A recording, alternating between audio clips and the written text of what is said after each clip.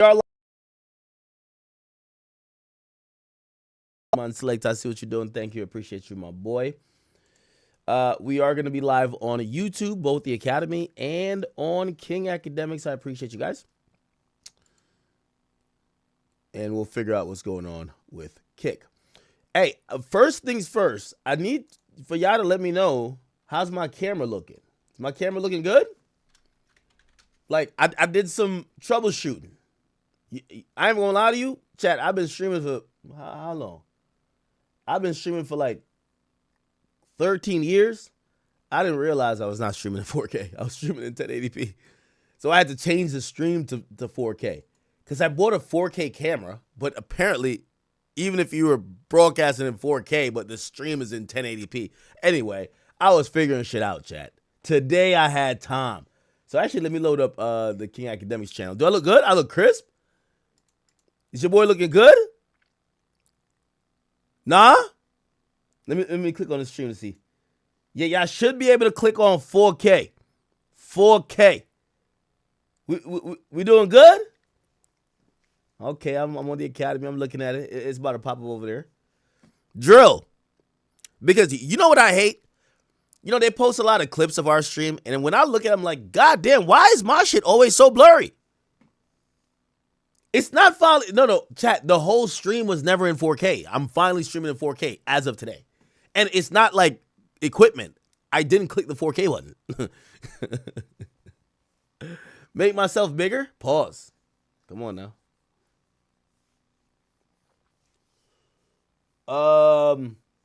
Okay, cool. All right. Oh, you said Twitch don't go over 1080p. Oh. Okay. But y'all are telling me this looks good. If it looks good, it looks good. Okay. I'm going to slow down with the drinking tonight because last night I got too lit too quick. Like, I ain't going to lie to you. I felt so bad because I don't like giving y'all 3-hour streams. You know, we usually rock the fuck out. Okay? All right. Just have to make sure shit is working. Perfect. Yeah, everybody's saying it's looking crisp. Okay, finally. Drill, hit me to that you could confirm, because if you put up one more blurry, well, you don't put it up. It's actually my clippers. To all my clippers who clip my stream, if y'all clip another blurry picture, I'm coming to find y'all niggas, man. Y'all be got me looking like real unk. Okay. All right, everybody's saying it's good. Everybody's, yo, Real Yorker, you say it's the same? Zoe Marley, I see you, my boy. Okay, good. All right. Let me see. Is everybody saying? Okay, cool. Drill, am I good? I think I'm good. All right. Somebody said, please don't call whack. We just started the stream. All right, chat. A lot to get to today. A lot to get to. And we're going to just try to go sequentially through all of this stuff. Somebody said, what the fuck took so long? I didn't click on a couple buttons. Somebody said, I'm going to give y'all a 2-hour lazy stream. Nah, nigga. I'm not drinking yet.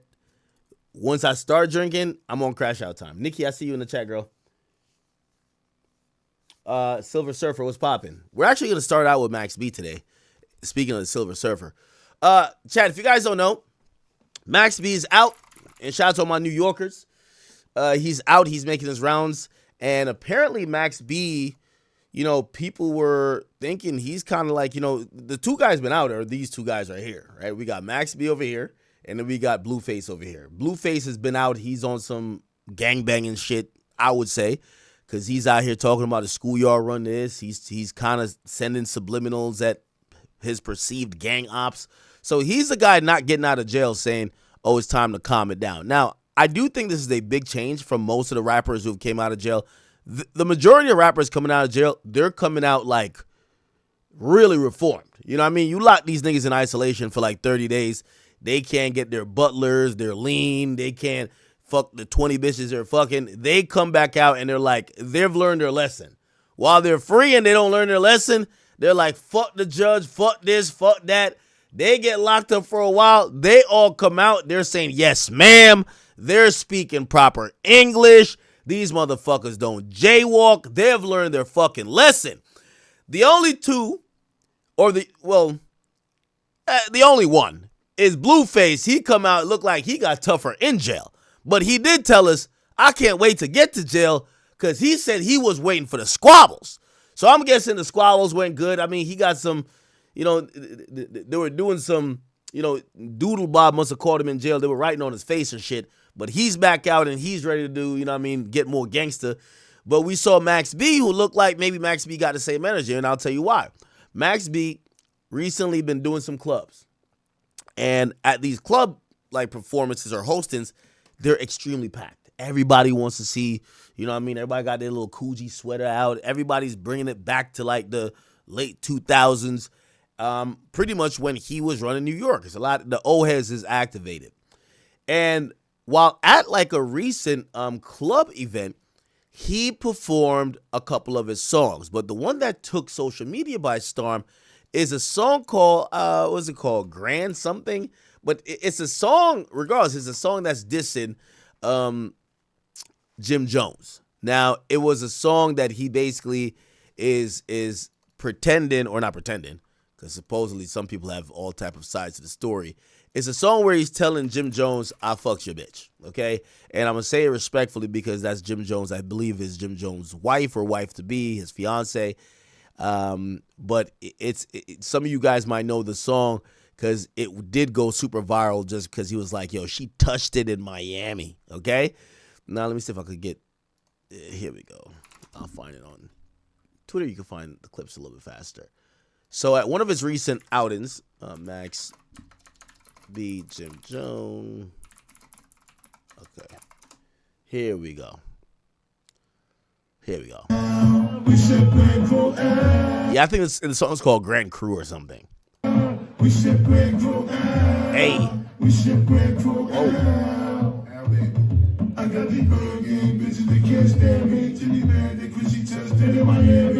What?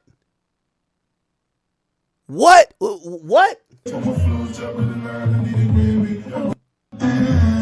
So, again, this was a big diss towards Jim Jones back in the day, and it was a claim that the whole New York was really fascinated by because Max B kind of created this narrative that him and Jim Jones aren't seen eye to eye because he fucked Jim Jones' wife, and he fucked her in Miami. She literally, he's saying in the song, she touched it in Miami. You get what I'm saying? And Max B's out of jail now, just did 16, 17 years, and one of the songs he's performing, or at least he performed at this venue, was Jimmy's Mad because she touched it in Miami. Tay, thank you for the 10. It says, yo, YB had the slimes crying last night when this motherfucker dropped. What? Here we go.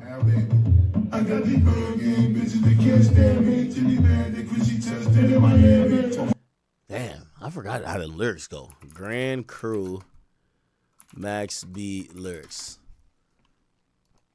Let's see how I go. They only recorded that part.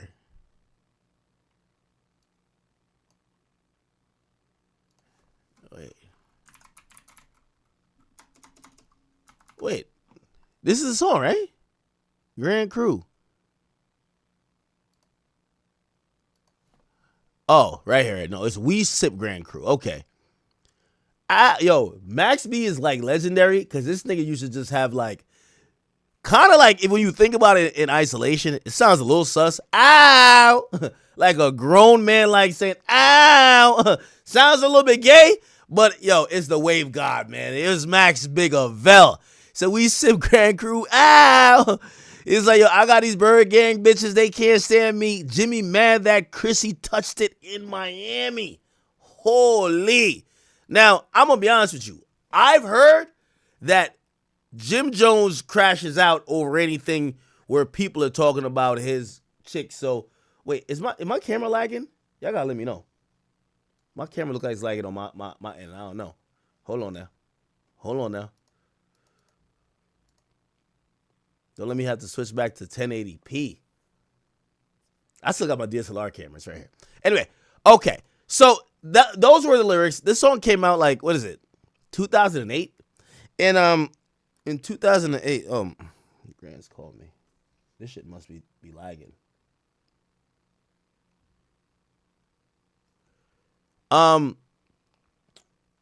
So he performs this song, and the whole New York is up in arms because they're like, damn, why has Max B came back home on the same type of timing that he kind of went in with, right? And essentially, I did get I got an exclusive, which was like, I guess, a recording of Max talking about this. And the recording basically explains why Max is performing in 2025 a diss song to Jim Jones that was dropped in 2008. Okay? 2008 is how long ago? Is that 17 years ago? So this is what the explanation was.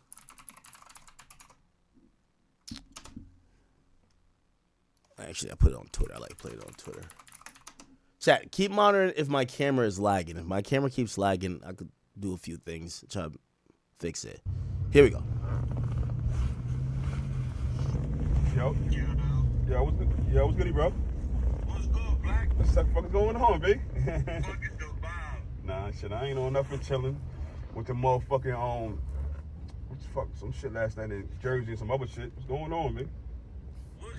What's going on with Max, man? Like, that situation was nasty. If I've been trying to reach out, nephew called me earlier. I've been trying to reach you. I'm trying to figure out. Oh, matter of fact, he hold on, he right here. He right here. Biggie. What's up, beloved? What's up, beloved? What's going on, man? Thank you, man. Thank you, man. Thank you, man. I'm just trying to get situated. How the brother, man? What's going on, Max? We don't need this. Nah, I ain't, look, yeah, that ain't me. Listen, that shit wasn't me. When we went up in there, when I went in the club, bro, I had 2 whole other records that wasn't even in that chapter when I was on with that regime. The nigga Flex said he don't got no records. He only got Pen and Tail. I said, all right, you gonna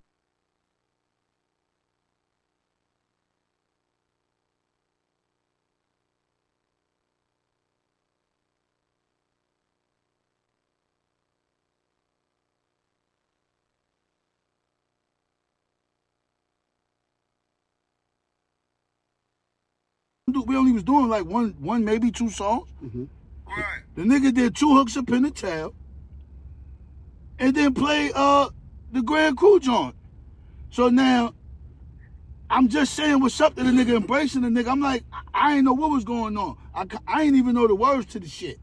I was just improvising because I was performing for my craft. They paid to see the Dawn, and I was giving them a show. It's the equivalent of this.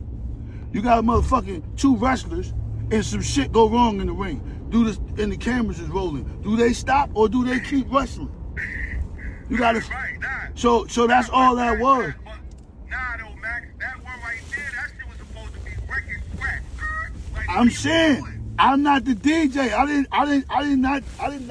I'm not trying to diss, bro. And I'm gonna just keep a spade a spade.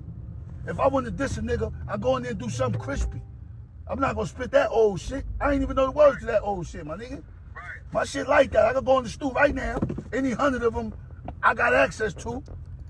Okay, by the way, I was muted. The point is this. I'm sorry for that. Jim Jones, and I'm realizing everybody's hitting me. Okay, I'm sorry about that. Not Jim Jones. Max B explained why, and I love Flex, but it is kind of crazy that Max B, who is the highly anticipated New York artist that's returned to the scene, he's performing or he shows up to a club to host that you're at, and the only song or one of the only songs you got of him is a diss song to Jim Jones. Because Max B's basically coming out and saying, yo, I didn't go in there trying to perform a diss song to Jim Jones. I go in there, I'm trying to show some love. It's probably a hosting or a walkthrough. He's trying to get on the mic, do 1 or 2 songs. And he asked the DJ, which is Funk Flex, yo, what song you got? Funk Flex says, yo, I got that Pin the Tail, and I got that other song, and the song happens to be the diss song to Jim Jones. because he's trying to do it for his fans. He says he performs it, but he's not standing on it saying, no, it's fuck that nigga, right? I'll go back a little bit because it looked like a guy calls the phone of somebody that's close to Max, and then Max hops on the line. Here we go. Even in, Here we what's up, go. beloved? What's up, beloved? What's going on, man? Thank you, man. Thank you, man. Thank you, man. I'm just trying to get situated. How the brother, man? What's going on, Max? We don't need this. Nah, I ain't, look, yeah, that ain't me. I ain't, listen, that shit wasn't me. When we went up in there, when I went in the club, bro, I had 2 whole other records that wasn't even in that chapter when I was on that, with that regime. The nigga Flex said he don't got no records. He only got Pen and Tail. I said, all right, we only was doing like one maybe 2 songs. Mm-hmm. Right. The nigga did 2 hooks of Pen and Tail, and then played the Grand Crew joint. So now, I'm just saying what's up to the nigga, embracing the nigga. I'm like, I ain't know what was going on. I ain't even know the words to the shit. I was just improvising because I was performing for my crowd. They paid to see the Dawn, and I was giving them a show. It's the equivalent of this. You got a motherfucking 2 wrestlers, and some shit go wrong in the ring. Do this, and the cameras is rolling. Do they stop or do they keep wrestling? You gotta. Right, nah. So that's all that was. Nah, though, Max. That one right there, that shit was supposed to be record scratch. Like, I'm saying, I'm not the DJ. I'm not trying to diss, bro. And I'm gonna just keep a spade a spade. If I want to diss a nigga, I go in there and do something crispy. I'm not gonna spit that old shit. I ain't even know the words to that old shit, my nigga. Right. My shit like that. I could go in the stew right now. Any 100 of them I got access to, and lay some shit down for any nigga on the planet. But that ain't where I'm at. So that was flex. That was flex. Listen, that was all Flex. All right. Don't shoot Yo, did he just give a Flex? the motherfucking messenger. Cause I don't play the record. The nigga told me he only had 1 record. The nigga played Pen and Tail, and then when I'm on the stage in my zone, performing for my crowd, what I got paid to do, this nigga plays the Grand Crew freestyle. That's nasty. That's nasty, but I just want you They kind of blamed it on Flex, like, yo, he played this song, I had to perform it. I'm glad that you can let the world know this. And I just want to say this because I was trying to find Black. Because all the blame was going on Black. Like, yo, Black, how you let that go on? Like, how you even do sound tech let that go? But we know it's Flex. But listen, we having you home, Max. Yo, listen, Harlem love you. Harlem love Jim.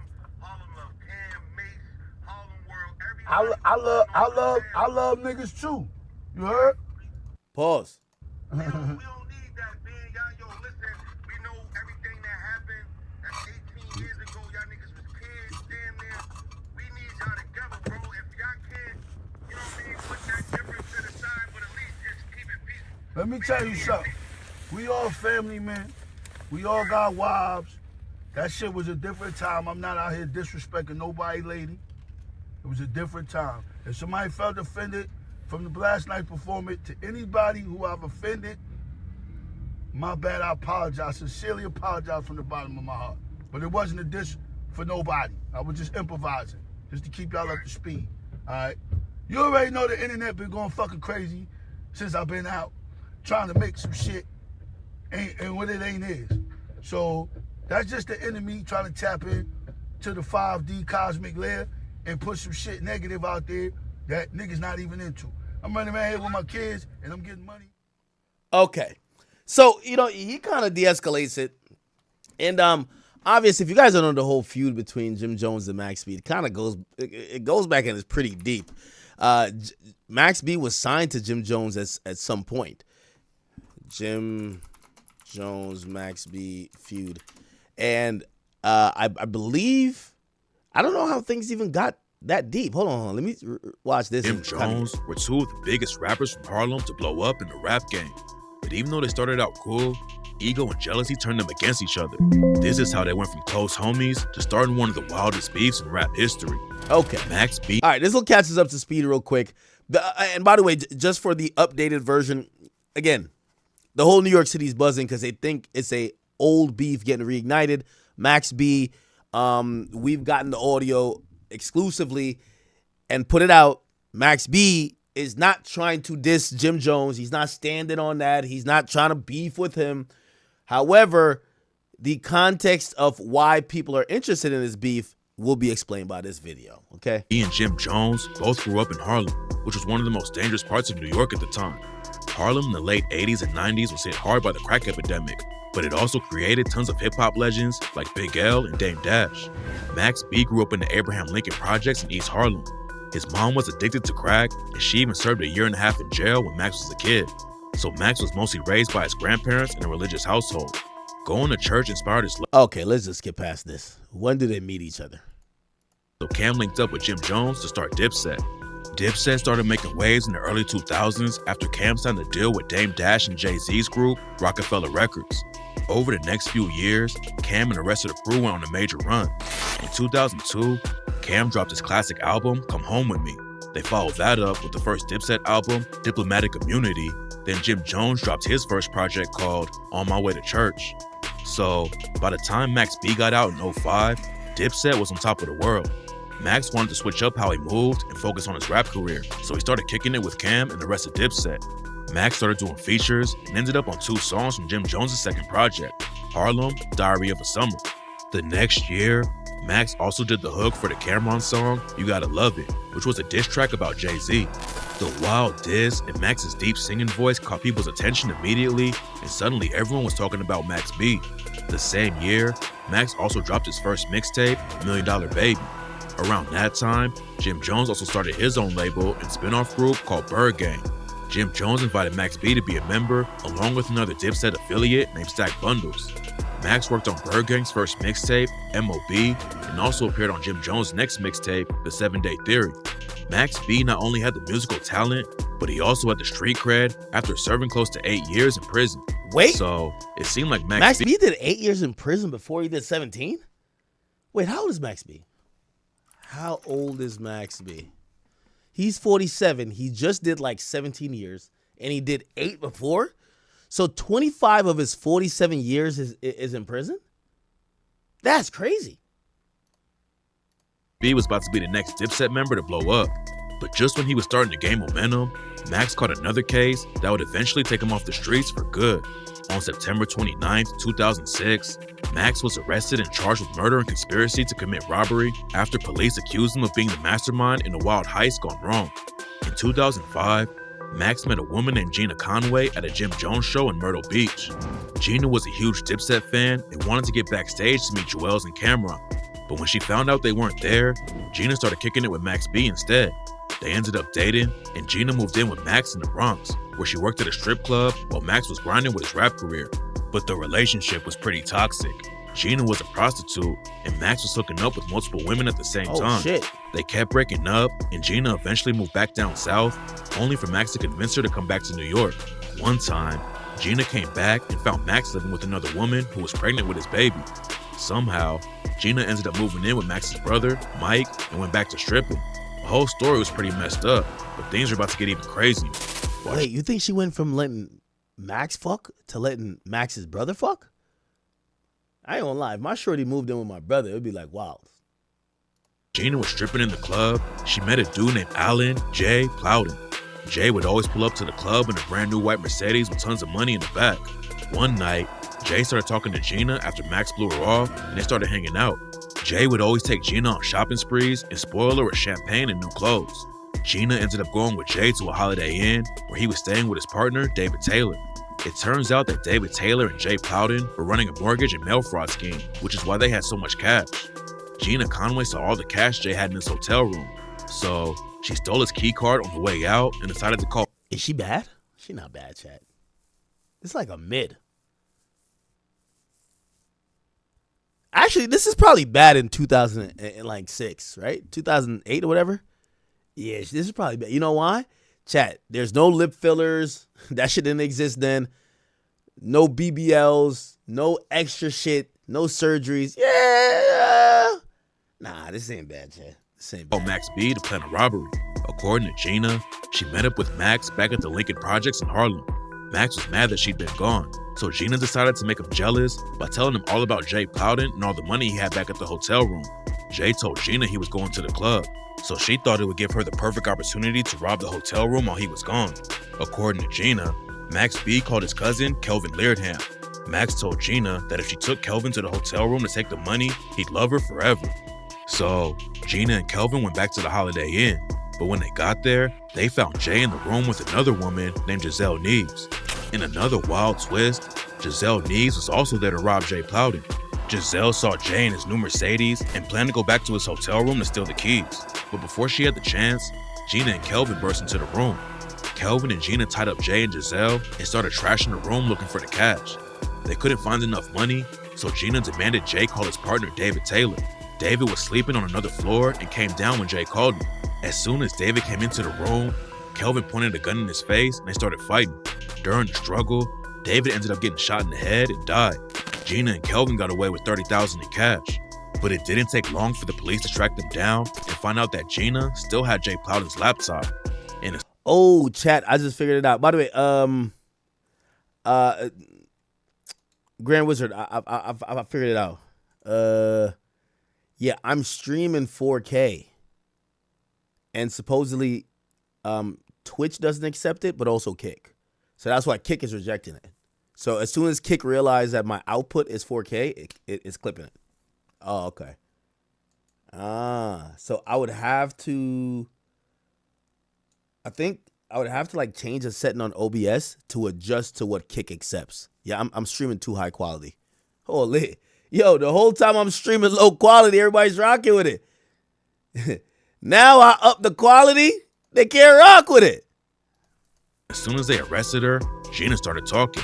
She claimed Kelvin was the one who shot David Taylor and that Max B was the one who set it all up. Max was immediately arrested for murder and robbery charges and held on a $2 million bail, but Max couldn't afford to pay the bail, so he was forced to sit in jail. While he was behind bars, Max's music career continued to go up. Before he went in, he recorded a few tracks for Jim Jones' third album, Hustler's Poem, which dropped in November of 2006. Along with his own features, Max also wrote a lot of Jim's verses and hooks, including the lead single, We Fly High. We Fly High ended up being Jim's biggest hit to date and made it to number 5 on the Billboard charts. But while Jim was living the life and enjoying the success, Max B was behind bars, fighting for his life. That's where the beef between Max B and Jim Jones really began. Max started doing interviews from jail where he dished Jim. Okay, wait, the beef started before, didn't it? I thought the beef started before he went to jail. Along with his own features, Max also wrote a lot of Jim's verses and hooks, including the lead single, We Fly High. That's ballin'. Ballin'! Fly High ended up being Jim's biggest hit to date and made it to number 5 on the Billboard charts. But while Jim was living the life and enjoying the success, Max B was behind bars, fighting for his life. That's where the beef between Max B and Jim Jones really began. Max started doing interviews from jail where he dished Jim for letting him sit in jail. Max claimed that he not only wrote We Fly High, but that he also wrote all of Jim's most popular songs since they first met. Max B also said that Jim Jones owed him credit for all his success, but wouldn't even help pay his bail. Jim later brushed it off in interviews and claimed that Max was over-exaggerating about how much he wrote. While he was locked up, Max B kept feeding the streets and dropped 2 more mixtapes, Public Domain, $1 Million Baby Radio, and Public Domain 2, The Rise of the Silver Surfer. A few months went by, and Max's bail ended up getting dropped to $90,000. That's when Jim Jones came to Max B and offered him a new record deal where Max could use the advance to pay his bail and get out. But the new deal was pretty bad for Max and required him to sign over all his publishing to Jim. Max didn't want to sign the deal, but he also didn't have much of a choice if he wanted to post bail. So Max took the deal and ended up getting out after spending 10 months locked up. But when Max B got out, his relationship with Jim didn't get any better. Max was still mad that he was forced into signing a bad deal just to get his freedom back and blamed Jim Jones for taking advantage of him when he was at his lowest point. Not only was he fighting for his life, but about a month before his release, Max B lost his close homie and fellow Bird Gang member, Stack Bundles. On June 11, 2007, Stack Bundles was shot and killed in the lobby of the Redfern houses and far up because of Max's affiliations with Jim Jones and the Bird Gang. According to French Montana, his problem started after Jim Jones lied about having him set up. In 2003, French Montana was leaving a recording studio when he got into a shootout that ended with him getting shot in the head. Montana later admitted that someone in his inner circle had set him up and Jim Jones had nothing to do with it. The person that got me shot drove me to the hospital. So the greatest threat is always from the inside. But French Damn. Montana claims that Jim started going around telling everyone he was involved in a situation just to help his street cred.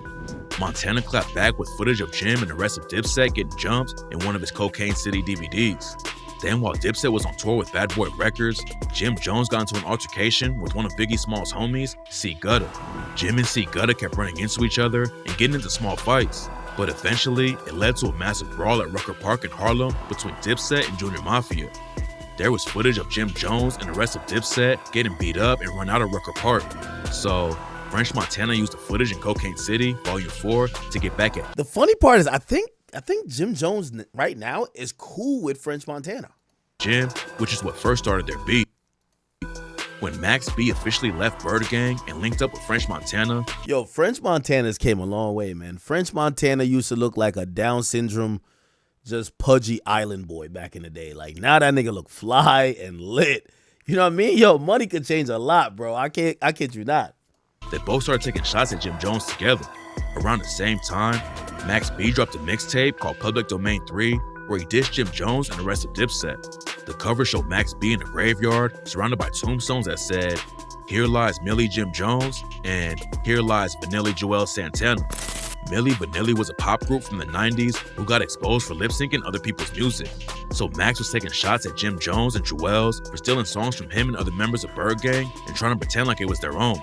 There is also a song on the mixtape called Lip Sync where Max B took shots at Jim and Joel's rapping, "I told them bitches, come and see me. They be acting like it ain't nothing. I know them niggas need me. I was giving them the loot, but them niggas done blew it." Max B and French Montana would also go back and forth with Jim in interviews and videos uploaded to WorldStar. But Jim wasn't the only target. Max also started going after Jim's wife, Chrissy Lampkin, and claimed that she gave him head by the pool in Miami. What? To add to the disrespect, Max even made a song called She Touched It in Miami, where he remixed the Jim Jones song, Summer with Miami, and brags about hooking up with his wife, rapping, "She sucked it in Miami, while Big Avell hit it from the back in her fanny. Gangrene family, riding on these bitch niggas. Empty out the clip, click clack, hit niggas. Gotti spit bricks, nigga. Peel uncut raw. Pussies talking reckless, but they don't really want a war. Nigga ain't worth my time, so I'm getting at your whore." Dipset affiliate Hell Rel also got dragged into the beef. Max B and French Montana made a video that got uploaded to WorldStar where they went in on Hell Rel for being ugly. Shout to my mother, baby. It feel good. Nigga, the doctor smacked your mother when you was born. Nigga, you're so ugly. Who you talking about? Hell Rail, a.k.a. Oh, man, Hell. I gotta see this. Hold on, Oh, man. A.k.a. Hell No. The bitches see you, they go, ooh, hell no, I'm not fucking with that ugly nigga. Max even said if he had to choose between having Hell Rel's face and doing 50 years in jail, he'd take the 50 years. Hell Rel clapped back and said that he heard a rumor that Max B and French just got married and offered up $5,000 for the wedding pictures to see Max in the dress. So, at this point, the beef was deeper than just Jim Jones versus Max B, and half of New York was forced to pick sides. Pretty soon, it went from disses to actual violence. In a different video, Max claims that Jim spotted him in his whip and tried to box him. Jim Jones saw Max B in the parking lot and drove up next to him so he couldn't get out. Jim and his goons tried to attack him, but Max ended up ramming Jim's Bentley so he could get out, then punched Jim in the face. In the video, Max even showed off the dents in his car and pointed out where the fight happened. At one point, Max B and French Montana even went to confront Jim at a studio in Manhattan. They were rolling deep with a huge crew, but ended up getting stopped in the lobby. When they came out of the studio, Max B and French Montana claimed that Jim saw what was happening and called the police. Around the same time, Jim Jones and his crew also pulled up to one of Max B's shows in Brooklyn. A huge fight broke out, and Max started going wild and throwing chairs. Things got so crazy that the cops showed up with dogs. But by that point, Max and Jim were already long gone. Damn. So the beef kept heating up, and it seemed like only a matter of time before someone got seriously hurt or ended up dead. But before anything major went down, Max ended up losing his freedom. In 2008, Max signed a 3-album deal with an indie label called Amalgam Digital. But Max was still technically signed to Jim Jones, so he wasn't allowed to release any real albums. Max still kept it pushing and dropped mixtapes like Coke Wave and Quarantine. Max was also working on his first album or trying to get out of his contract with Jim. But in June 2009, Max was finally sentenced for the robbery and murder of David Taylor. Max B's ex-girlfriend, Gina Conway, had already pled guilty to armed robbery and manslaughter and agreed to testify against Max and Kelvin Lairdham. She blames it all on them and said Max had planned the whole thing and that Kelvin was the one who pulled the trigger and killed David Taylor. Max and Kelvin were both found guilty of 9 out of the 11 charges, including felony murder. So even though Max wasn't at the crime scene when the murder happened, Max felt... Okay, we kind of get the gist of it. Holy! Now, that's kind of crazy, huh? Yeah, both of them are like 50, though. Max B is 49. Jim Jones is... No, Max B is 47. Jim Jones is 49. There's no way these guys could be, like, still trying to actively beef, right? Like, come on now, cut this out. Please cut it out. Anyway. All right. It has been at least, sidestepped for now. Max is not standing on the diss.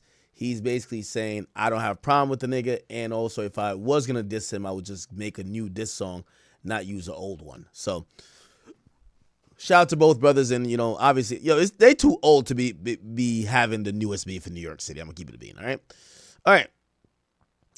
I'm hearing that YoungBoy just dropped something.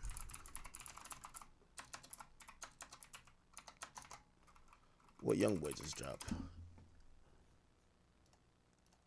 He uploaded to his page.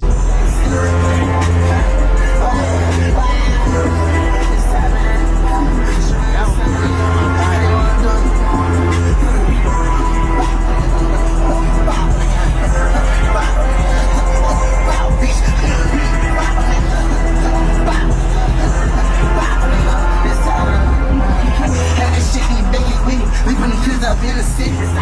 Be holding a fit, they don't bang in the top of the box. And we keep on 40 raps, we taking these pennies. Playing with stripping the bitch up a bullet, we thinking it left. As soon as we coming, this bitch will ride this motherfucker. I got my eye, they ain't worried about nothing. You cross the line, bitch, you in trouble. Doo-doo's in my I bust it. I ain't with that bustin'. I'm with my cousin. You heard of Scully. Hold on. Fuck they boy, and then I walk down them. I'ma pin them till they pay me with this cutter pussy. Head tap. I did that. They know we a pussy on the weed there. Phone the car, they screaming out fast, trying to start up a war, they stand up. Okay. I went up that song, which we don't let them get them smacked. I'm around me, we still possess, no, I'm doing that, all bad. L-O-V-E-H-A-T-E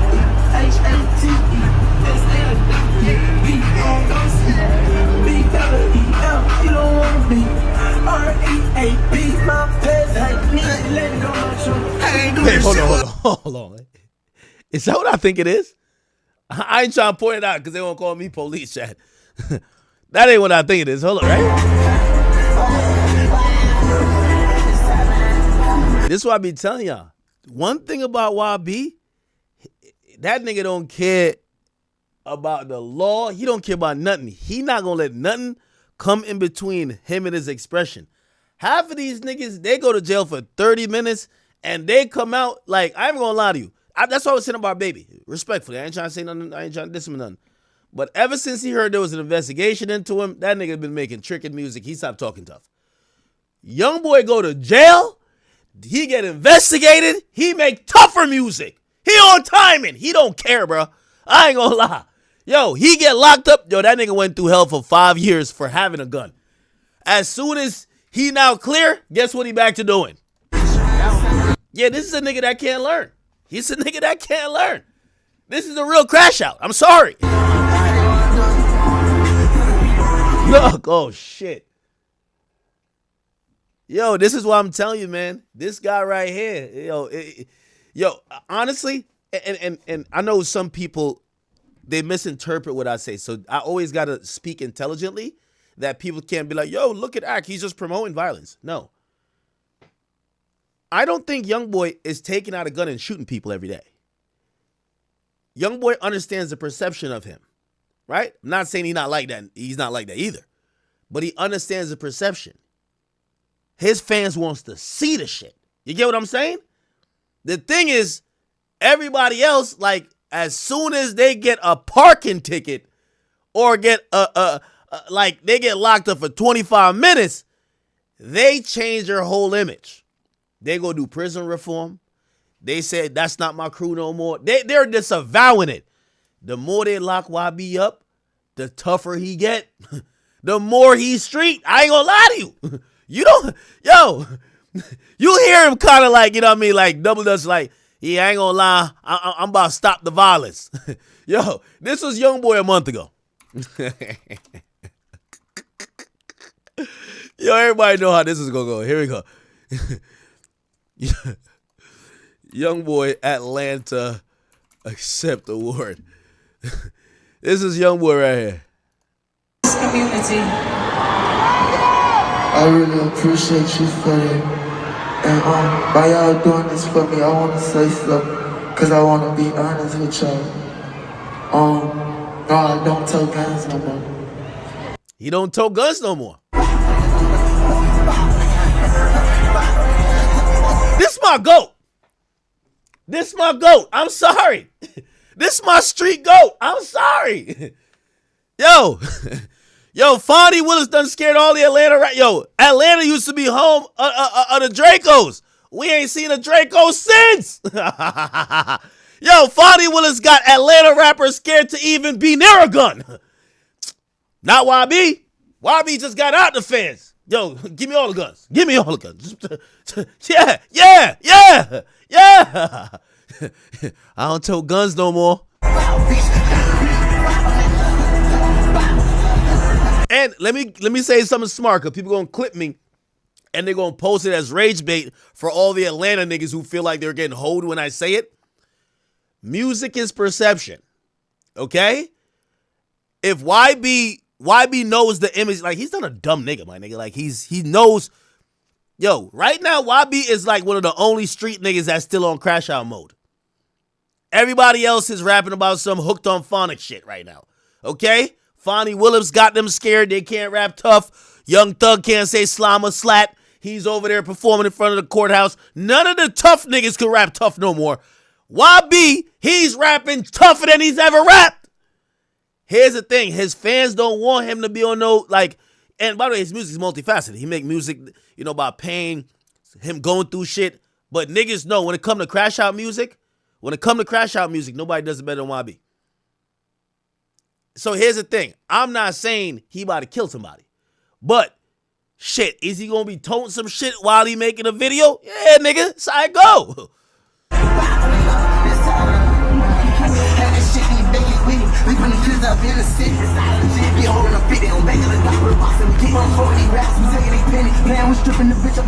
The only other nigga that I see me toting shit like that recently, other than, like, you know, obviously the Chicago crash outs, is EBKJ, but he locked up.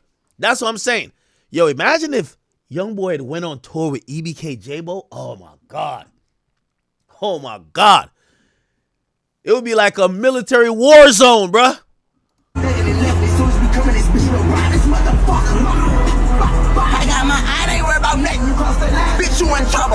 And I'm going to try to make this not ignorant, because people are going to try to clip me and dismiss it and say, oh, he's just gassing shit because he's not a street.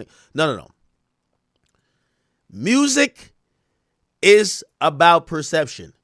Youngboy is one of the last remaining gangster rappers we believe. The rest of y'all, we've seen y'all told. We've seen y'all fold, which means the cops get you scared that you start being a choir boy.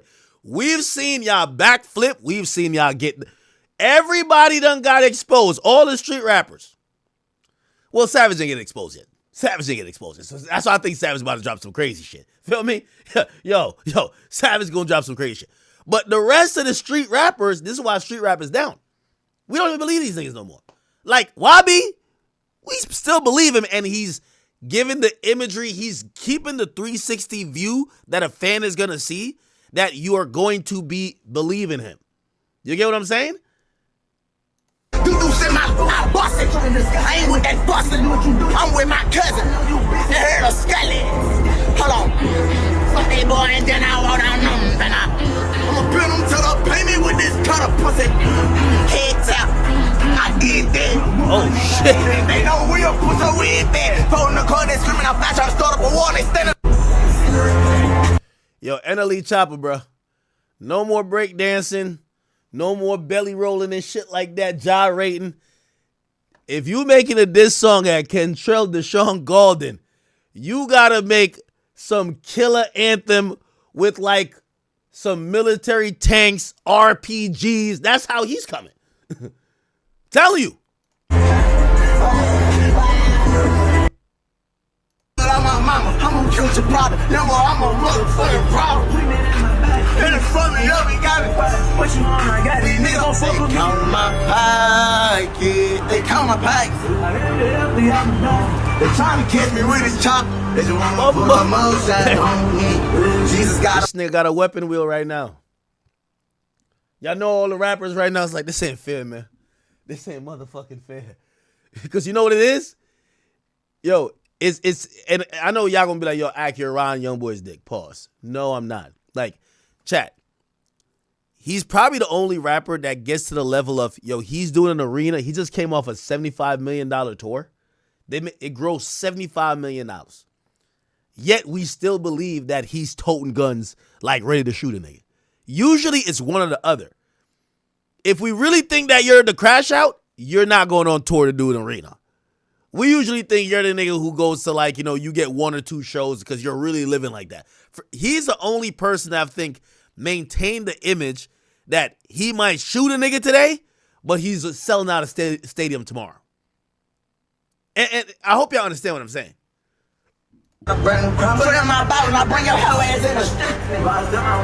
Bitch, I'm in both of them all. This for my cousin who gone. I'm picking choosing the cut the bitch. The jumps on like the trombone. I ain't trying to take it home. And then let my last name. Girl, I can take it home. Yeah, I ain't gonna lie. Why be better for show? He did call me and ask me this. He said, yo, Ack, you think they're ready for some murder shit? And I'm like, yeah, I think they are. I guess this is what he told me. I bet. Holy, all right. Oh, he dropped something too? That's how all my niggas roll. Hold on, bomb they low. Drums in my pole. Pussy nigga, you. Wait, he dropped some new shit?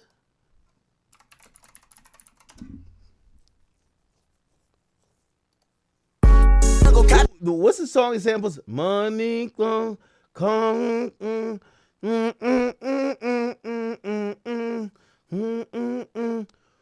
Whose song is that? Yo, Culture Cut Clip says, Ack, YB's a CIA asset. His mission is to promote SPED activities and brainwash the youth. He's completely controlled as part of his deal to stay out of prison. You think so? All my niggas roll. Big top. Bumping they low. Drums in my pole. And I'm like, And then I'm like, all right, maybe I could find somebody to help y'all out. Then it's like, yo. So we hang up. 2 seconds later, I get another call. Yo, Top said he need a bank vault. He want to do the video in the bank vault. I'm like, nigga, a vault? He's like, yeah, let's get a bank to open up that he could do a video in the vault. I'm like, come on, bro. What you mean he gonna do a video in the vault? Yo, Top need a vault right now. Keep in mind, they're not calling that a decent hour. They're calling like 2 a.m. We need it now. I'm like, yo, hold on, man. Hold on. So they're like, yo, no, that's a wild ass. Yo, no, nobody don't got a vault? I'm like, what? Or maybe a bank that we could use their vault. I'm like, come on, bro. Anyway, this is starting to get outside my wheelhouse of things I could help do, right? So I'm like, I could try to make some calls. I know some niggas that might know some people, but I don't know those people directly. Then I hear like, yo, Top he need a penthouse. I can see the whole city. I'm like, what the fuck? I just keep hearing these ridiculous asks, right? And really, like, and this is literally, he's just telling his team random shit. All right, so bet. So I'm hearing about the story now later. I'm like, yo, bro, you know you called me like at a wild hour saying if I know somebody with 4 Rolls Royces, 10 bad bitches, and a fucking bank vault? Like, yo, bro, what's going on? And he's like, yo, that's what Top wanted to do. So anyway, so I'm like, what did y'all end up doing? It's like, he said, didn't you see it on the gram? We got the Rolls Royces. I'm like, all right, cool. You got the Rolls Royces. Pretty sure you got the girls because there's strip clubs all around. Y'all ain't get a vault, did y'all? He's like, oh yeah, then we got the vault. So I'm like, oh shit, so y'all did the video. The nigga said, man, Ack. They said, this is the funny part. They said they get all this shit for YoungBoy within a couple hours.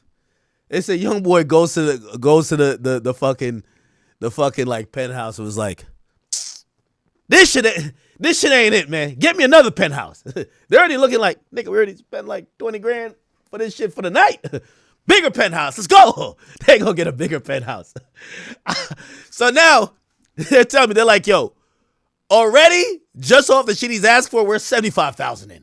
I'm like, well, you know he's making like 1.5 a night, so who gives a fuck? But I'm just telling you how sporadic he is, because this video probably cost $33, right? But in another situation, he's asking for shit that's running up almost 100,000 before the cameras even get there. All right, so I'm like, damn, shit, what video y'all shot? It said, act. When we get there, you finally get to the penthouse that he like. He said, Top gonna walk in and be like, hey, yo, what song y'all think I should shoot? They're looking at him like, nigga, what? You ain't got a song in mind? He's like, nah. What song y'all think I should do? They said, they realize, because he goes out to the bus, they realize YoungBoy gets the set ready and goes into the bus and records a song in the bus to do at the shoot. So you have them, and they're just looking at this nigga like, so again, I don't know, it was just a funny story to me. But essentially, he basically had them go get like 100,000 worth of shit, and he didn't know what song he was gonna do. He goes in the bus, goes record a song, and then they shoot the video. So I don't know. If you ever see the video come out with a bank vault, that's what I'm talking about. I don't know if it ever come out. You know what I mean? But they were really looking at him like, and nobody's gonna tell him no. You're making that much money, fuck it, right?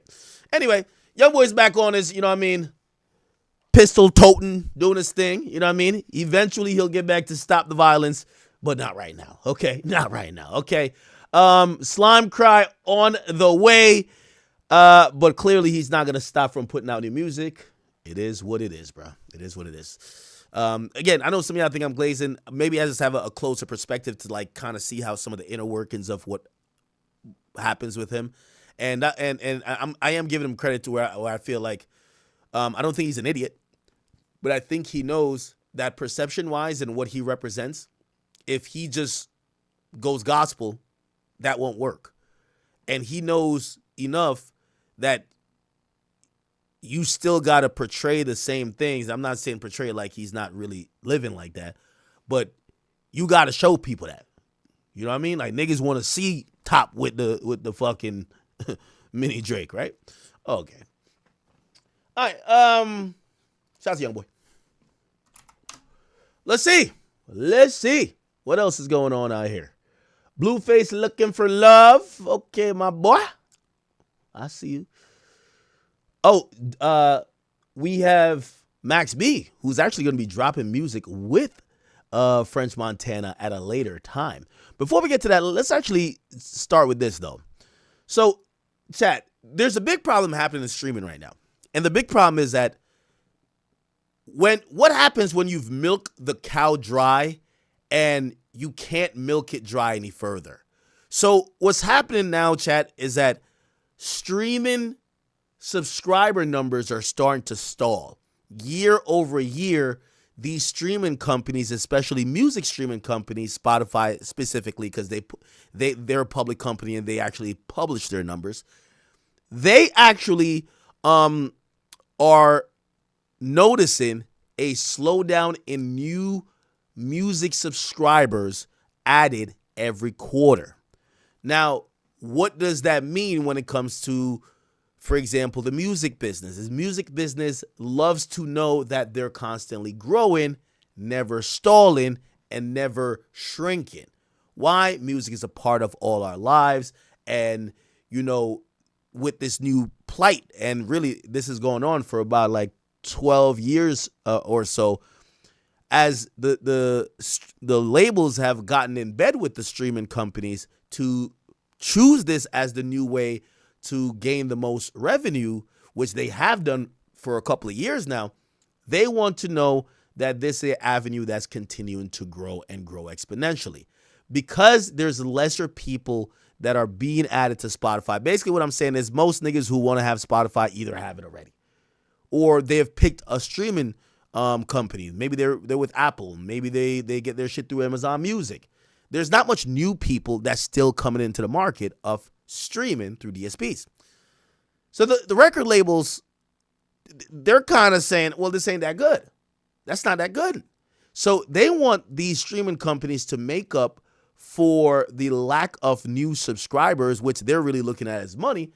And they're saying, if you can't get new people to subscribe, raise the price on the existing. Remember, it's all about revenue. Now, apparently this is all coming from major labels, but they're putting significant pressure on places like Spotify, and it's actually expected that Spotify is going to raise their price again. And I think they've raised it for the last 2 or 3 years. They're going to raise it again come this January, and it's going to make it the most expensive streaming, music streaming company in the world, if it's not already. I'll read some of the article here. While video streaming platforms like Netflix and Disney have aggressively adjusted their models to maximize revenue, the music world has remained comparatively steady. By the way, if you've been on Netflix, you've seen Netflix prices go up, up, up, up, up. Disney Plus as well. So unfortunately, that might be about to change. According to a new report, major labels have begun putting serious pressure on several of the music giants, including Spotify and Apple Music. One of the words no one ever want to hear attached to pricing is inflation, but that's the premise behind the reported issue.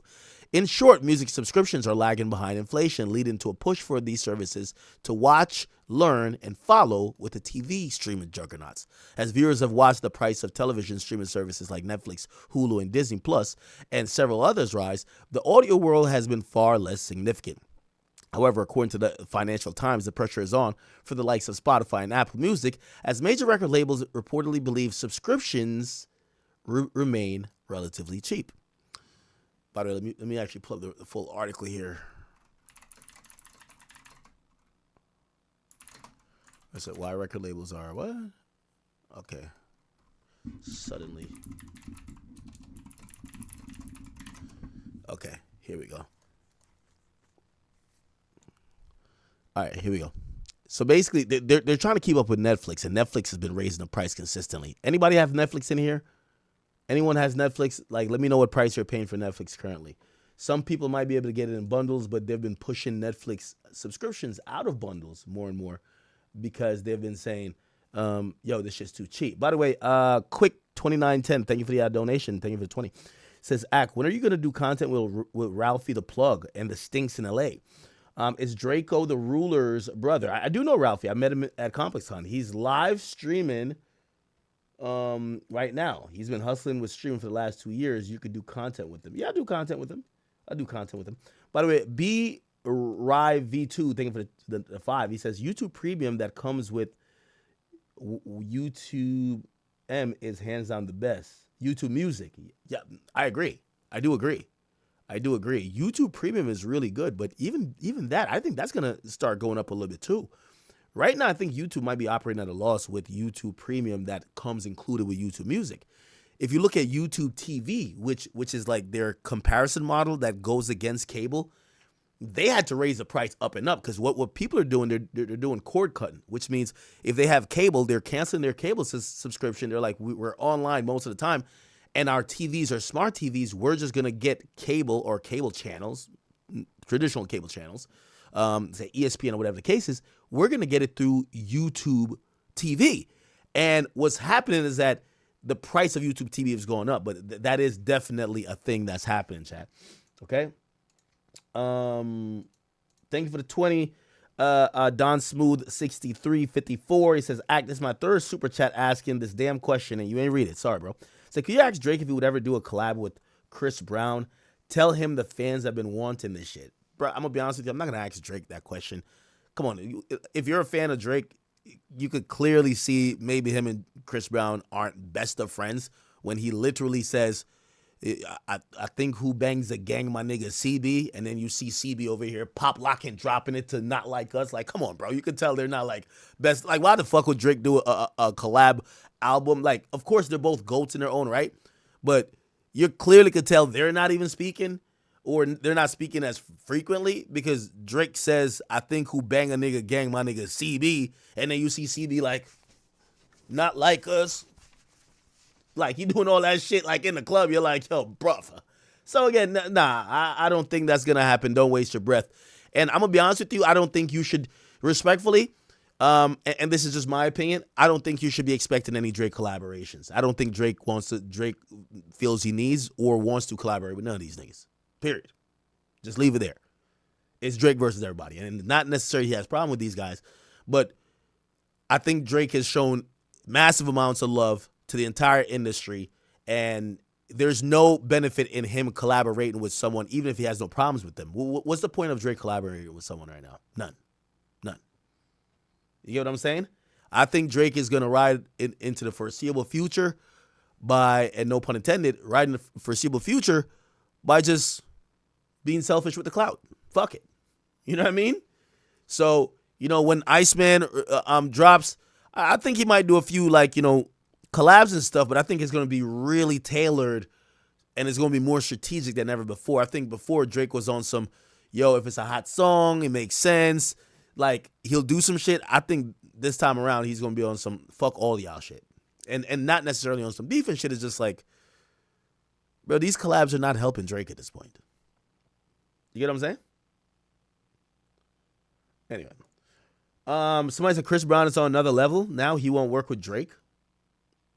Bro, Chris Brown doesn't sell 1/4 of what Drake sells. What are you talking about? What do you mean Chris Brown's on another level than Drake? Live show-wise, absolutely. I agree with you. I believe live show-wise, Chris Brown is on another level than everybody in music, recorded music. But Chris Brown would have to drop 3 albums to equal to one Drake album in terms of sales. Come on, Drake don't need Chris Brown for sales. Come on now. If anything, I think it would be the opposite. Let's be honest, right? Come on. So, and somebody said I should advocate for a Drake and Wayne album. I would. I would love to see a Drake and Wayne or Drake and Nicki. I would love to see the 3-headed monster. Pause, by the way. But Drake, Nicki, and Wayne kind of do a collaborative, maybe even a mixtape, and then go on tour together. I would love to see it. I just don't know if their synergy is there where all of their careers and focus are all aligned. I mean, Wayne dropped an album, and I didn't see Drake show too much love, right? I'm going to be honest with you, right? What was it, an album, or what was it? I didn't see Drake really show too much love. So, you know what I mean? I see Nicki show love, but I don't know what their relationship is. And not saying there's issues there, but, you know what I mean? I think it would be a far cry from saying they're about to do a collaborative album if one drops an album and the other one isn't eagerly championing it. You know what I mean? So, again, I know some of us, we're kind of stuck in the past with trying to hope these things come to fruition, but we got a lot of great collaborations between the three. I believe they will collaborate again, 100%. I do believe every time they get on records together, it's magic. But if we're sitting here hoping that Drake gets with Wayne to do a collab album, I got to be honest with you, and this is just coming from me. This is not coming from Drake. I think if you're a Drake fan, just get ready for just Drake. Don't think about Drake and nobody else, just Drake. Just keep it like that for now until you hear further, anything further. You get what I'm saying? It just is what it is. Somebody said, wow, now watch it. Chris Brown competes with Drake. Not in terms of music consumption, respectfully.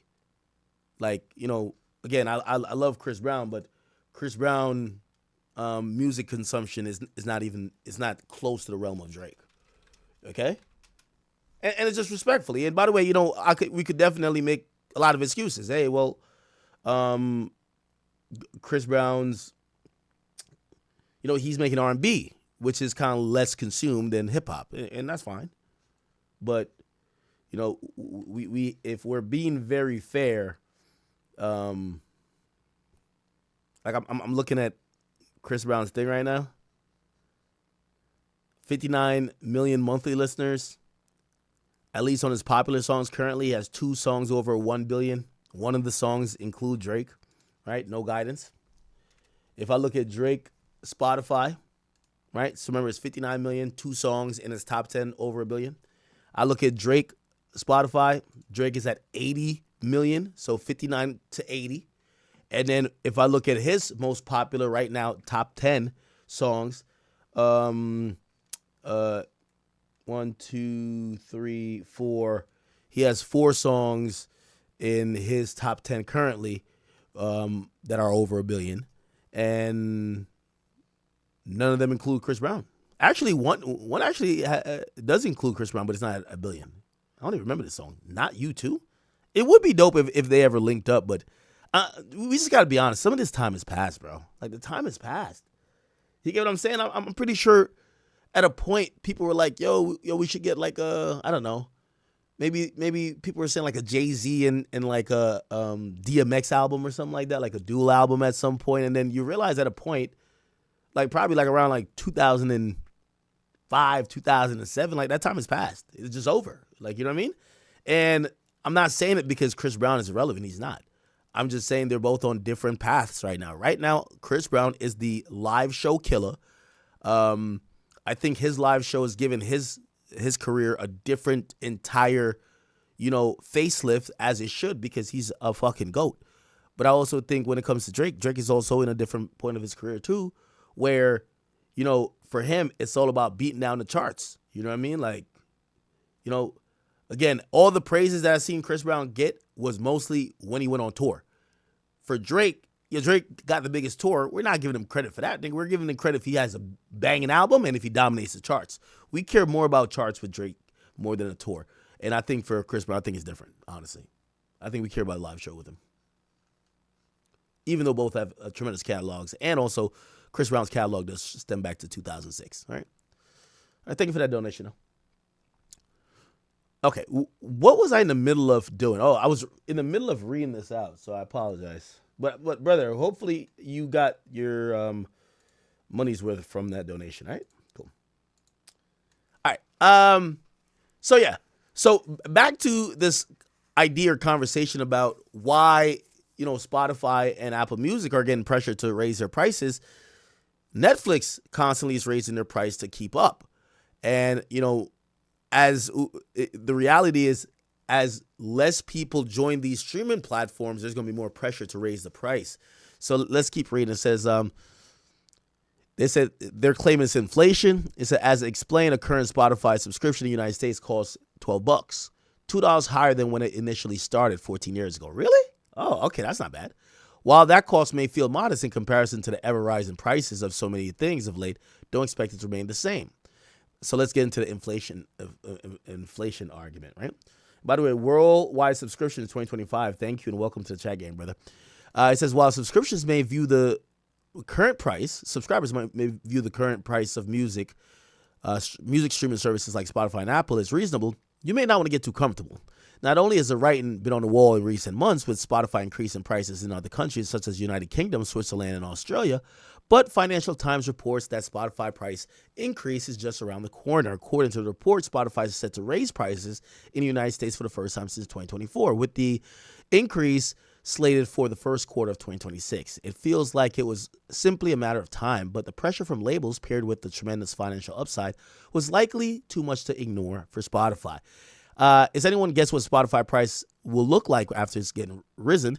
And they're comparing it with other sites. They're like, hey, Apple charts $10.99, YouTube Premium is $10.99, Amazon Music Unlimited is $10.99. So Spotify is already the most expensive, but is still expected to raise even more. Considering the recent report cites more than just Spotify feeling the pressure, it'll be interesting to see what happens with the three listed above, among others.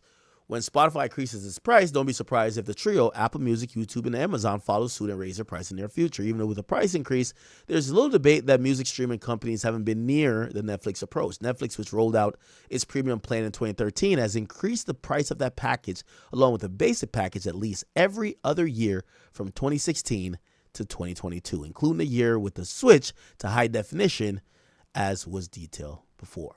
So yeah, prices are going to go up, and maybe I overestimated it before. It looks like if it's only gone from like $9 to $11 or $9.99 to $10.99 or $11.99, I can't say this is the worst thing in the world, Chad. I got to be very honest. I got to say that Spotify has been able to keep their price down, And again, this is the music labels trying to get more and more revenue year upon year.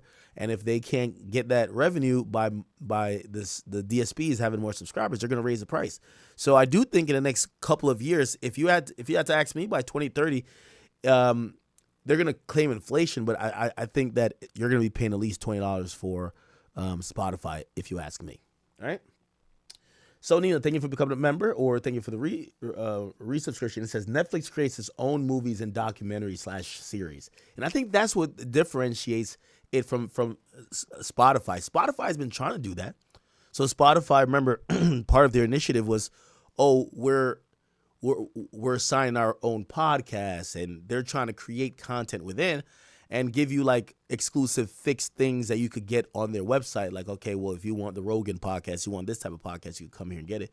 But, I still don't think it meets the level of, self-owned content that Netflix does. Netflix does an amazing job. You know what I mean? Shit, like they not only cycle in really good titles, or at least the best titles they could, they do a good job of licensing content to be Netflix exclusives, or even create their own content that gives people like that incentive to be like, oh, okay, I get why I'm paying $10, right? It's all good. I think one of the things they've done recently people didn't like was sharing. But do people share Spotify's login like how they do Netflix? Like Netflix login is like a thing, right? People just share it. They try to clamp down on that. Do people do that with Spotify? They might look into that if they feel like that's a trend. So we will see. All right. Let's see. Got some Wife and Lucci shit, some 6ix9ine stuff. Okay. So, forgive me here, but we're going to, so Metro Boomin did an interview recently, and I think it was 2 interviews, and his let me just pause this. His whole demeanor in terms of rap feuds and where he stands on certain stuff kind of felt like it was very different. Okay, let's actually get into some of these interviews right now, and I'm wondering why he's doing them. Is he like announcing a project or something like that? Here we go. Metro Boomin interview. Cool. That's 1 year ago. Okay, this is 4 years ago. No, 4 days ago. I'm sorry. Let me just go to this week. All right, and there's another interview. Can I find it? Maybe not.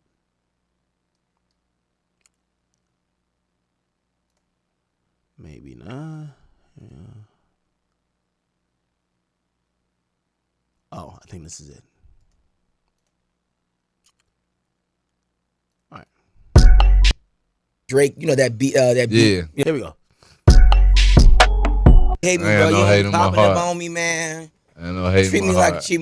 like the third side hoe. Oh, in your nah. phone, in your Holodex. He said the third. The third side hoe, not even the second one. You don't even like the third one. Barely get called back. Third one. It's like you call her when it's like, all right, man, it's a Waffle House night. Where's she at? Where's she at? You know what I'm saying? Where's she at? What up, boy? Man, blessed, bro. Can't complain. How Yeah, about right? you? Yeah. Yeah, you beyond blessed. Yeah. Have you had a chance to look back at your success, like the start of it, like remembering, like, oh my God. I was thinking about. Let me tell you what I was looking at. Let me tell you what I looked at. Hold on, real quick. I was looking at like 2013 Karate Chop remix. Man. Yeah, that's what I was looking at. I was like, Karate God, remix. The remix. Yeah, you a vet now, nigga. That's crazy. Officially made it a vet. Like in the NBA, how long it take to be a vet? What they say, I think it's 8 or 9 years. I think anything past 6 years is like, considered like a vet. Yeah, I agree. Okay. I think. You know what I mean? Something like it's somewhere between. Yeah, 6. Metro did Karate Chop. I didn't even remember that. Well, I don't remember that he did that, but I remember that song clearly. 8. Yeah. That then you're considered a vet, and then you have you go on, and then you become like whatever Yeah. Hall of Fame. Right. Yeah, you know what I mean. Yeah, Man, you bet, that sounds crazy. Yeah. But I mean, just looking back, yeah. Yeah. I guess it would. Was that the first big check? Oh, Karate Chop. that was the first remix? big anything. Yes. Song, look, that was Wayne. You know what I'm saying? And all credit to everything he's doing now and still been doing in the past. But like just Wayne in 2012, Yeah. you know what I'm saying? So like that was huge and still is always gonna be huge for me. Still blows my mind. Yeah. Yeah. Yeah. No, I think about that kind of stuff sometimes, and I'm gonna tell you the time that I was laughing, bro. This is how I knew you had a great sense of humor. It was during like the beef drama, right? Yeah. So this is when I knew you had a great sense of humor. You DJing somewhere out of the country, and someone said that Drake, that beat, makes some music, and you started laughing. I was like, he's not taking none of this shit seriously. Nah, man. It's WWE, and I thought man. that was dope of you because I was like, okay, he gets it. It's just it's WWE, fuck, bro? Exactly, man. You know, and that's Metro lying through his teeth, man. Metro lying through his goddamn veneers, bro. This is crazy. Metro, stop the goddamn lies, man. Yo, it's kind of interesting, right? And you're going to watch a lot of guys kind of try to echo his sentiment. Oh, nah, this shit was just, it was just something that happened. And I do think most of them are doing this because as the equilibrium kind of get restored to hip hop, they want to seem like they weren't that on it or they weren't that gun-ho about whatever opinion they had. Yo, Metro, you made 2 albums that was kind of dedicated on proving a point that maybe I won't say was only the Drake, but nigga, you felt away. You felt away. Like, people tried to squash your issues with Drake and you weren't going. This ain't WWE.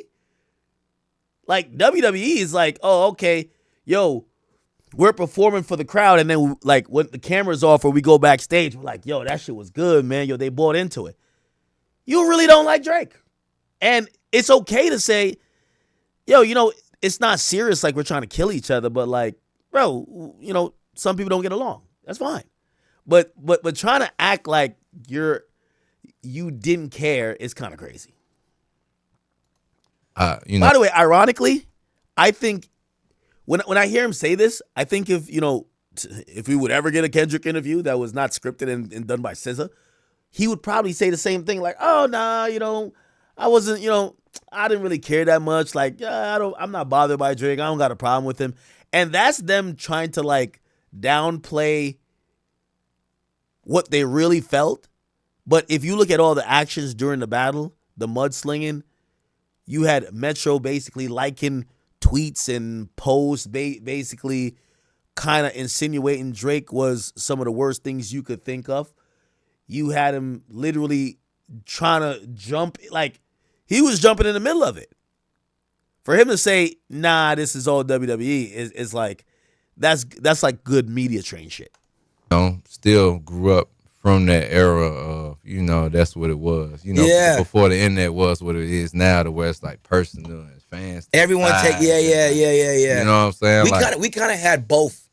I tell people, I said we did both. We were on the YouTubes. We was on the Twitter. Yeah. We was on the Instagram. But we still like the last from the old school. Yeah, we did both. Yeah. Because we had both. And then it was like, okay, but then this all they got. Like, that's it. The like, social media is like their life. Yeah. They cannot deal without it, bro. Yeah, it's crazy. I will say my first ever online argument with a girl was because of MySpace, because she wasn't on my top 8. See, and people used to really get into it about that back in the day. I never understood that. About that. So why am I not? I'm not the first on your top. I'm like on what? Yeah. And you could see that was probably the beginning of the rewiring of the narcissist about it, because at the end of the day, it's what I've always prayed for.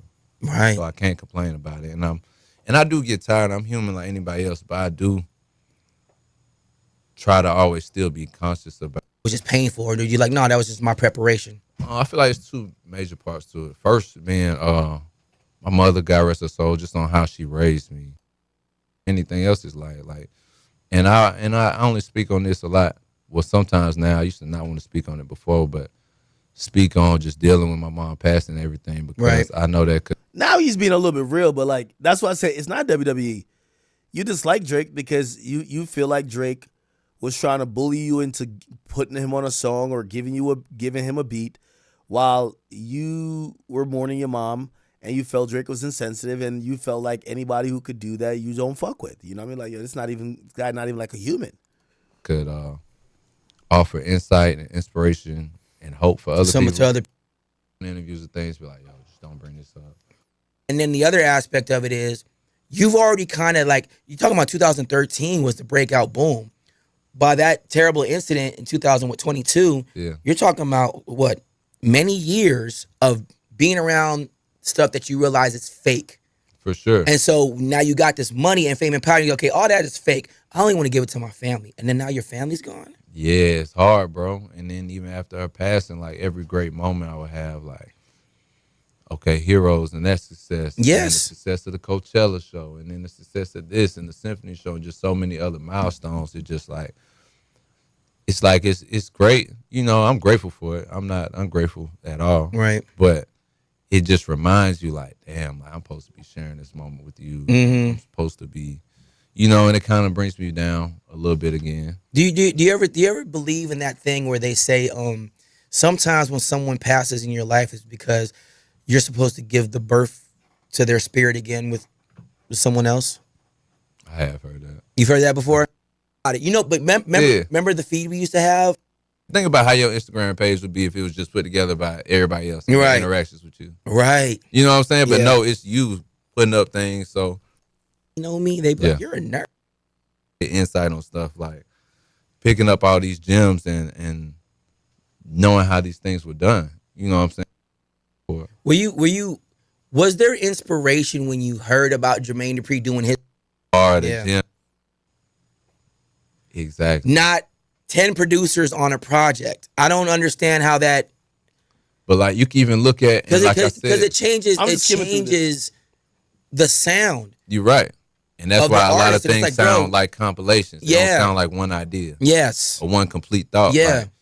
Like I said, I'm a student of the game. So like even if you look at a whole discography of collab albums. Damn, you've grown up. You said discography. Yeah, it's crazy. Even say that word. I got to spell that. Go ahead. Discography. Damn, we have come far from swag surfing, nigga. Go ahead. Brahma Cannon, when they was doing the mix, like what you can get and what, you know, he's one of those few people where it's a different dynamic where it's like we don't always have to be doing something about some music, or we could just meet up, you know, just even I think people forget that relationships can lead to creativity. No, for sure. It's not always about like we're here. I don't think I won't tell you who was saying this to me, but you funny thing, because Meezy called me, was like, yo man, I'm trying to blow this nigga up. I just need y'all to get him in. He's like, all right, bring him up. Meezy. Yeah, for sure. Shout out Meezy working hard. Yeah, 21 Savage is a good dude. For sure. You know, out there working, man, doing his damn thing, man. And I just seen he had like some of the best collabs of the most streamed like collab albums. Oh yeah, or collab singles. Your name's on there too. Nigga, stop acting. Nah. It's so crazy. Me and him were on the phone the other day, and he mentioned that. He's like, man, you see that list of the collab albums that we were? Yeah. He was like, man, I was on there four times. You was on there like 4 times. Yeah. I was like, damn, yeah, that's crazy. Yeah. Then I think it's like you two. Drake was on there, obviously, and then it was. But as far as collabs, it was like, yeah, y'all them, boy. Yeah, that's a blessing, man. Yeah, for sure, it's my boy. So, how do you feel about what's next to conquer? You or I mean, okay. Post on the corner with your Australia Incognito. Hey, guess it's DJ in that futuristic song. Man, it's a blessing, man. I'm so happy and just grateful to see how everybody's reacting to it, man, especially in the town. That's dope. Now, you not being born in the A, but you know your sound is very pivotal here. Right. But I want to know, how did Atlanta shape your sound? Man, major way. I mean, from day one, just even from a child listening to music, coming up, just listening to everything. Like I used to always just go through my dialects. That when those songs get played and you drop, what was it? Might have been 6th grade, 5th grade, 6th grade, something like that. I got his first album. I got Best Thing Smoking. All right. I was like, all right, bro, it's a little like, you know what I'm saying? But it's a lot of them. But now, all right, this is a little bit about like all the issues. Understands and respects the fact that I'm like Switzerland and don't expect me to take a side or do comfortably move how I move and wherever I move around whoever, and you know what I'm saying, everybody understands and respects the fact that I'm like Switzerland and don't expect me to take a side or do this or do that. So you find peace in keeping the peace. Yeah, I said all that to say that I find peace in keeping the peace. Like I wish everybody the best. You know what I'm saying? I pray for people I don't know. I don't want no problems with nobody. You know, I just want to make music, which is what I love. I do it for free. And, love my family and just keep growing. Do it for free, but still pay that fee. Thank you. Oh, for sure pay the fee. But if I had to again, I'd definitely do it for free without a question. Now, on the introduction of this interview, we introduced you by using tags. What's a tag that almost made the cut but didn't? I know, like, man, so many memories, bro. Like, just by I think he's promoting his album. That's like throwback album where I think he has like a breakout song on the album though. I'm not gonna lie. Metroboomin. What's the name of that song? He has a song on there that people are fucking with, but I think he is promoting some new shit off of it.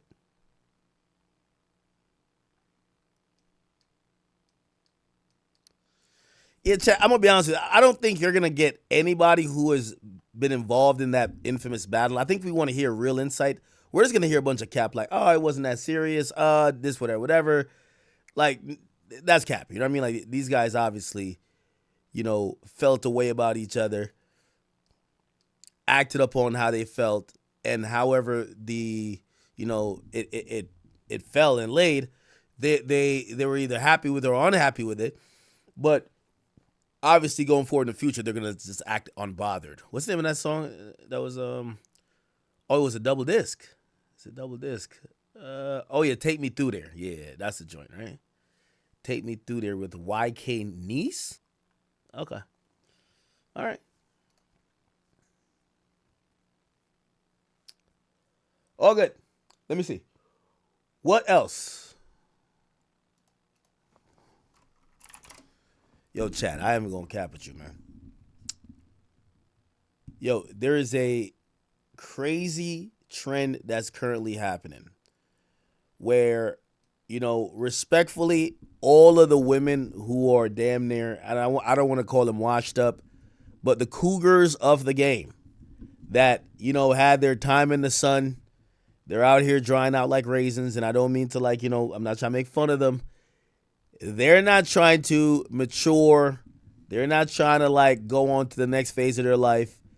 They have now defied a cultural norm, and their new thing is being 40, 45, or 50, but dating a YN, meaning a dude under 30. We seen it with Hazel E. She was with Blueface, all hugged up, having a good old time until Blueface, broke up with her and basically said, yo, you're too old for me, okay? Like, basically, Blueface had a video saying this. Actually letting Hazel go from the roster. Hazel E, you are too old to be acting this young. So you're too old to be acting this young. By the way, Blueface age. Blueface is 28. Hazel E age. She's 45. And now usually, historically, when it comes to just gender norms, men date younger, women date older, but not with these new chicks.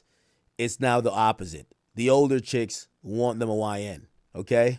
We're done. Dead on it. We're done. I'd rather be with a young bitch, you feel me? Dead on it. If any bitch got more patience than you at 45, you're out of here. Cancel Christmas. It's over. Okay. But your old ways are creeping back in because you're feeling yourself. Last week when the probation came and, they were going to... Anyway, not to get back into this, but Hazel Lee has popped out with a new dude. And her new dude, just like Blueface, is a YN. So she's keeping it, you know what I mean? She like him, she like people half her age. You what? That a man. Okay, wait. So coming from a real YN, So now she's with this guy, and she's like coming from, she's saying he's a real YN, so she's fucking another 20-year-old. I don't know, chat. Can you just break down like the age categories of this, how this goes? Oh, well. Yo, I ain't gonna lie, man. I don't know if God eliminated shame, but ever since God eliminated shame, we're seeing this shit where we're like, wait, nobody feels embarrassed? First, from ages underneath of 18, you a teenager. Yo, if you're like Hazily, and listen, respectfully, if you dating a nigga that is like still carving out his eyebrows, putting designs in it, the nigga too young, bro. The nigga too young, bro. / kid. Mm-hmm. And then. What's the YN age cutoff? The cutoff? Mm-hmm. 25. After 25, you're not YN. You're on the shelf, nigga. Damn, so it goes, so after 25, you're no longer. Yo, women are crazy. She goes to fuck a younger nigga to try to shit on Blueface to tell Blueface he's not a YN. YN. See, ladies, this is informative. Yeah, man. So you gotta get you something under 25. It gotta be under 25, man. Under 25, that's not no YN. Put that shit up. No cap. So then what am I, an auntie? Yeah, you a TC. I told you a TC. Not I'm a TC. You what? Yo, here's my thing. Is she tricking on him, or does he still gotta like trick on her? How does it work? She could be a mama. What? That man. Okay, wait. So coming from a real YN.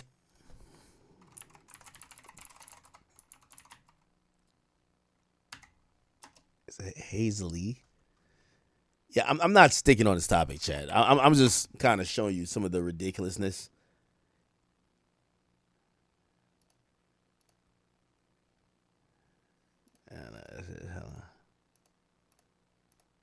Yeah, she's a whole parent. Oh, here's her with the wife.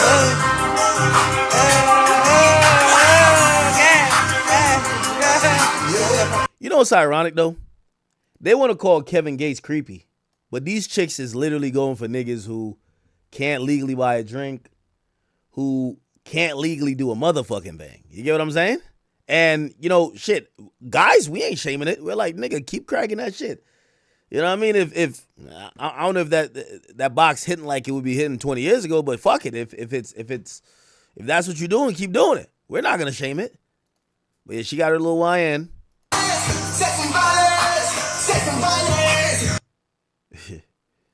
Yo, if you're 45, the music you listening to, the music you should be listening to, that was your generation, was Nelly. Drop down and get your eagle on.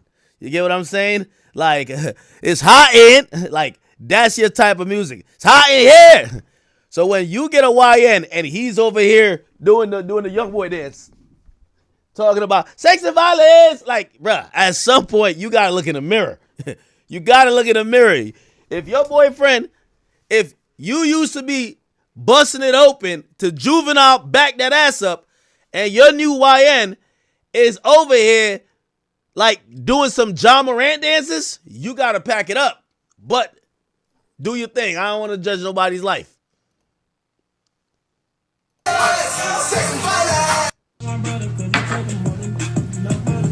Okay, anyway. Go, hey, the Chanelli boots. Okay, anyway. Now, it would be a thing if it was only her doing it, but it ain't only her, chat. Now, this chick right here, you haven't heard about since Fetty Wap just came on the scene. That's really what I heard about her. There's a girl who used to be on Love and Hip Hop. Her name is Masika. Okay? Now, I don't know the full details on her. All I know is that she was married to some guy, and apparently the guy just died. Like, the casket just dropped. You know what I mean? Shit. You probably could feel the hot breath of the corpse in the casket right now. And before the nigga could even hit rigor mortis, she got a YN too. Now, her age is, let me see this shit. Masika. She 40. So all the 40-year-old chicks, they want a nigga who's under 25. It's crazy. But fuck it. So she's 40. I think she got a baby with like Fetty Wap or something like that. She one of them old cougars. You get what I'm saying? And by the way, I'll give her credit. I always thought she looked attractive. You know what I mean? So she's not like some ugly chick, but she is 40. You get what I'm saying? She popped out with the same dude.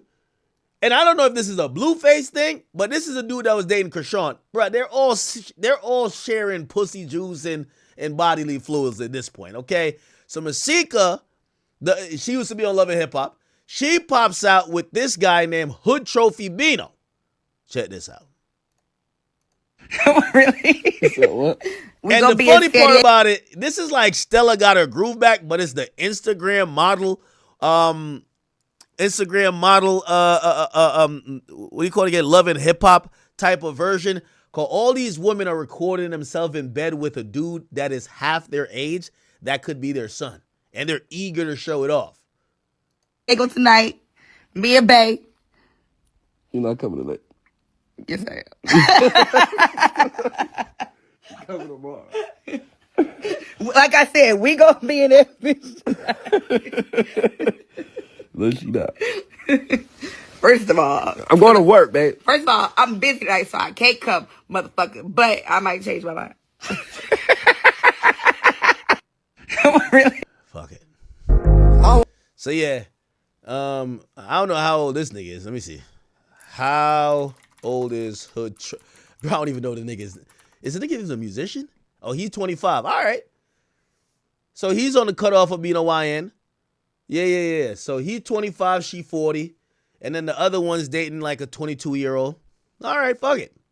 Anyway, this got a little bit, and I got to just trigger warning, it gets a little bit messy because this is what comes when you're 40 and you're trying to date a YN. There's a lot of dramas. Okay, here we go. How do y'all be finding each other? You found me. I was minding my business. I ain't. No. You didn't find me? Yeah, you know where he found her at, nigga? The OBGYN, nigga, clinic. He found her at the OBGYN clinic, nigga, when she went to go check on the menopause status, nigga. That's where the fuck he found her at, nigga. Where the fuck are you found the 40-year-old chick, nigga? Nigga, what the fuck? He found her at the goddamn, at the obstetrician, nigga, when she went to go check her mammary glands, nigga. What the fuck? Where the hell are you found? Come on, bro. Come on now, gang. We found each other.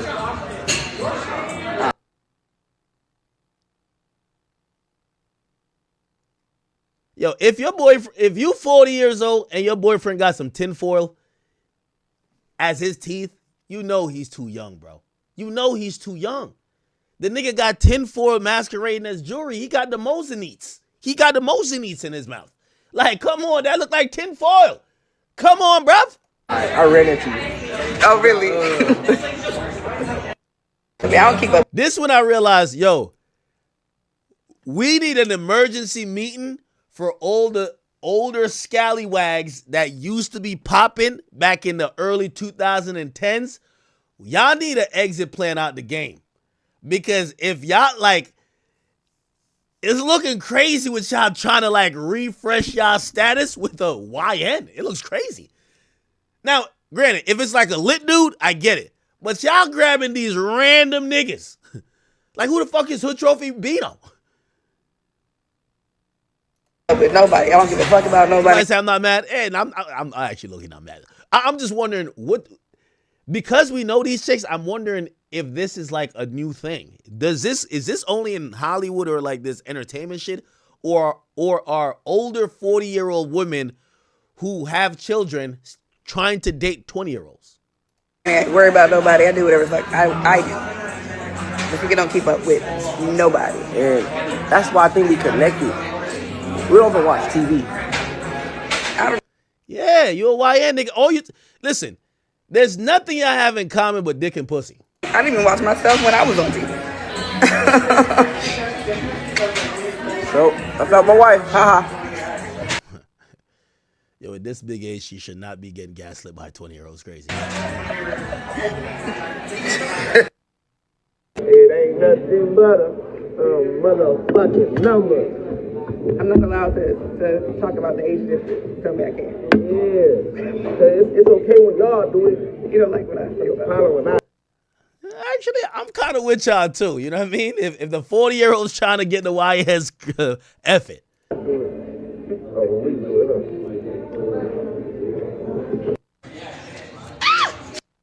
Look the same. Just be glad that these ain't your mom, man. If you seen your mom with a 20-year-old nigga, like, yo, you know what this reminds me of? It reminds me of 8 Mile. Yo, you walk in the house, your mom getting cracked by a nigga that go to your school. That's crazy. You know what I mean? Like, you walk in the house, your mom getting cracked by a nigga that go to school with you, bro. That's crazy. That's what it remind me of, man. Where the fuck you go? He cute as hell, ugly as fuck. Alright. Don't talk about me like that. Alright. I got a thing for Gemini, sadly. Sorry. They gotta break my heart. She might break my heart. No, you're not gonna break my heart, huh? Promise? You're not gonna break my heart.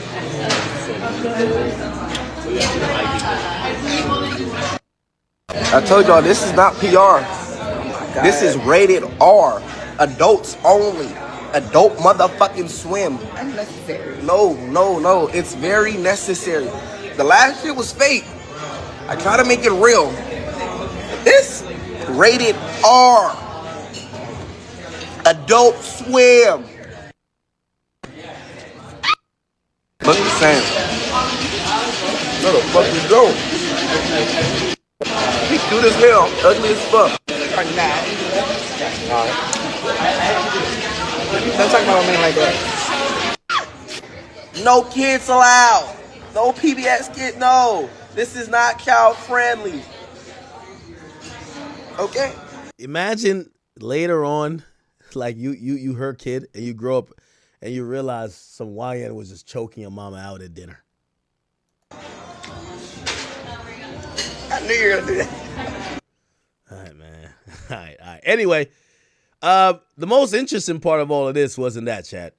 It wasn't that.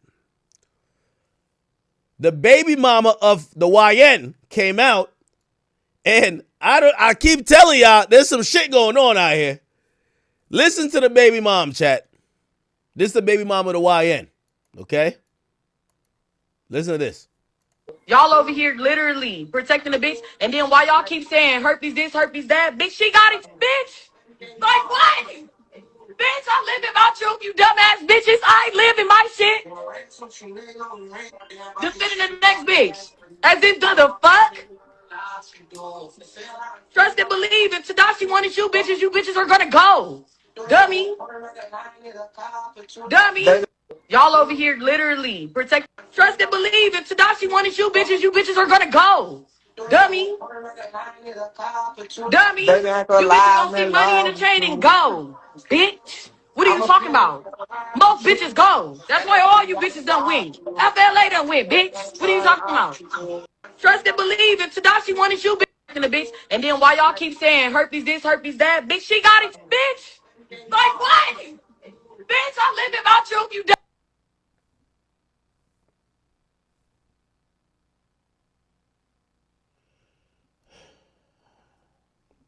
The baby mom just wanted to let people know that they all just sharing the same shit. Okay. All right. Okay, anyway. I'm just going to let this, hey, whatever. Okay, all right. Think we should get off of this, man. Get off of this. While we're at it, I guess not, right? Only 72 hours after Ruby Rose basically said that she was, trying to start a family. We've seen India Love say that too. By the way, how old is Ruby Rose? How old is Ruby Rose?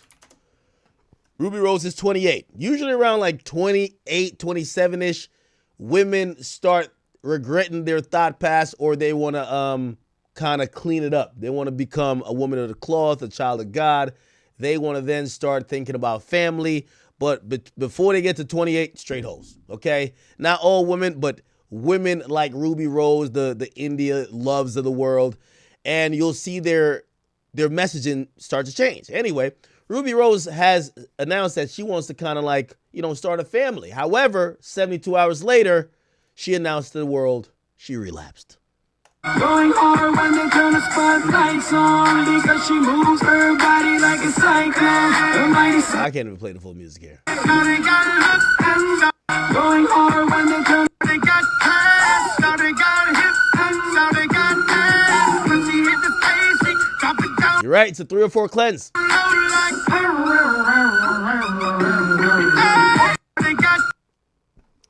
Chat, what could I say, man? What could I say? What could I say, bro? I don't know. Yo, chat, I ain't even gonna lie to you. These days I'm online and it's like the craziest shit I'm seeing. And I know some of y'all like, yo, enough like female topics and shit like this. But the fucker just never stops. Chat, I keep scrolling, like 2 scrolls. Blueface just got home.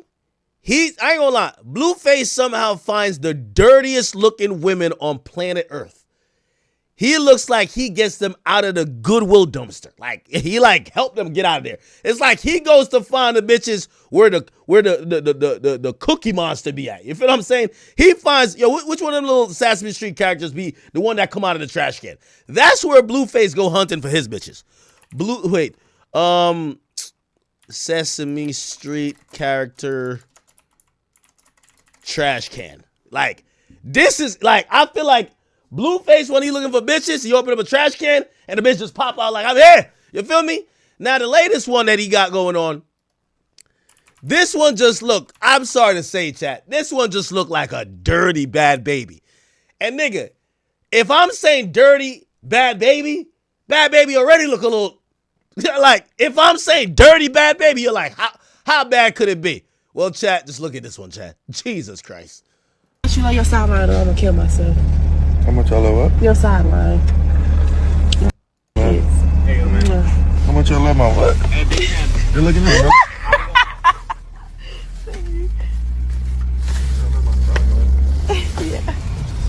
Jesus Christ, where does he find them? You know what I mean? Like, yo, Blueface, I ain't gonna lie to you. And by the way, I think Blueface probably could pull some bad chicks. You know what I mean? Because, like, it seems like women, well, they like to watch his life. And usually people get attracted to people who they like to watch his life. But if you think about the girls we see Blueface with, like, one got no teeth, might be mentally there, got a whole tattoo on their face. This one got all type of face tattoos, look like a dirty bad baby. Like, this nigga, I don't know, man. I don't know. The other one looked like Quagmire. This shit look crazy, chat. I ain't gonna cap with you, bro. This shit is crazy. Anyway. I'll send my prayers for everybody. Chat, did y'all see this? So the game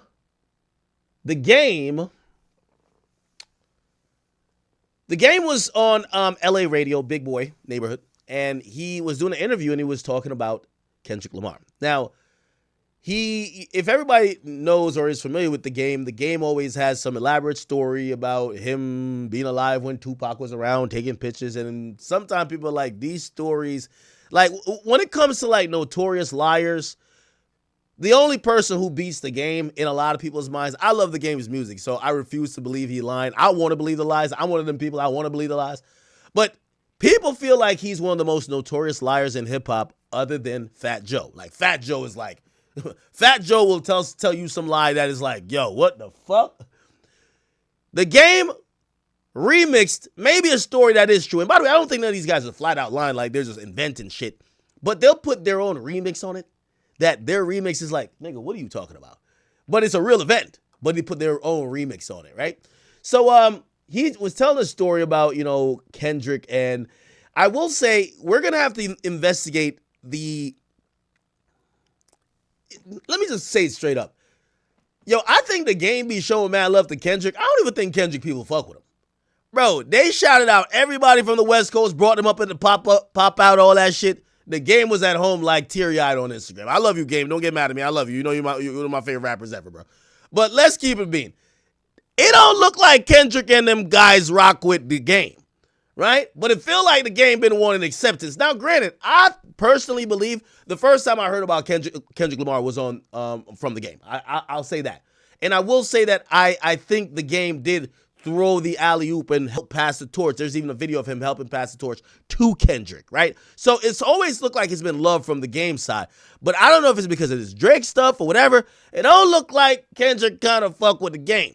However, when retelling the story about him and Kendrick, he said this. Time I met Kendrick was a long time ago. I don't even know if he'll remember. He was going to the Yet Center in Compton, and as part of a probationary program, I had to go be a big brother at this Yet Center, and me and my homie Tato, getting hours signed off. Hell yeah. Yeah, and I wasn't Kendrick's big brother, but he used to come in there and like, you know, he was real young, man, and he was just always charismatic, always good with the words, man, and just a, you know, funny little guy. I don't even know if he remembers that.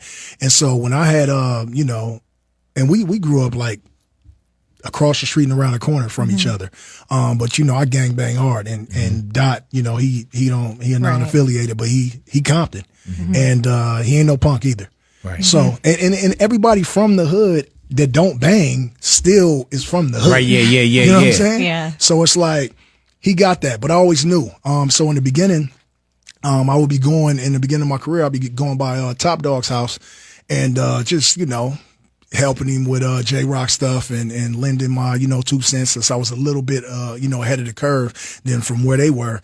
And I was always asking Top, I was like, yo, let me get Dot. He was like, no. And so he knew what he was. I knew what he was.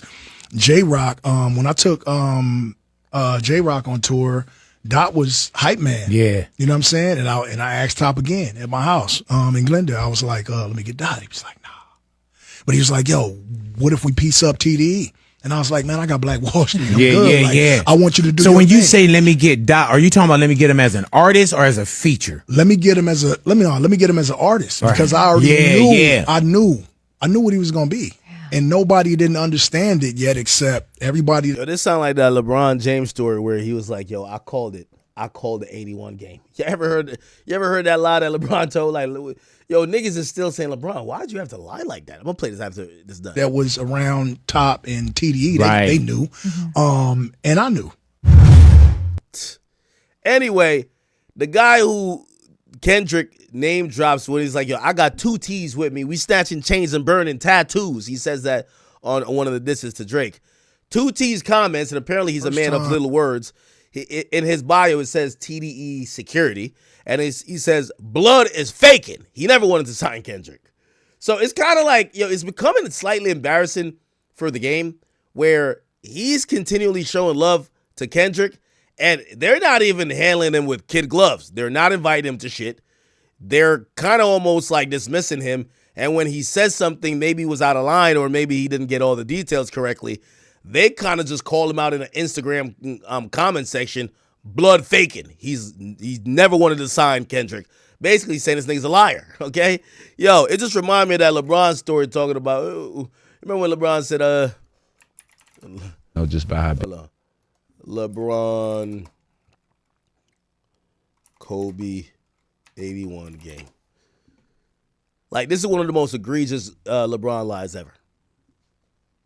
I watched the whole game. I seen the whole game. I was at home watching the game, and you know, I said he was going to, before the game even started, when I seen, I said he was probably going to score 70 tonight. I don't know what made me say that, and my friends was with me, and they was like, okay. So when he got to like 70, I was like, well, he might as well go for 80 now. So, I mean, I'm a fan of the game, and to see that performance was unbelievable.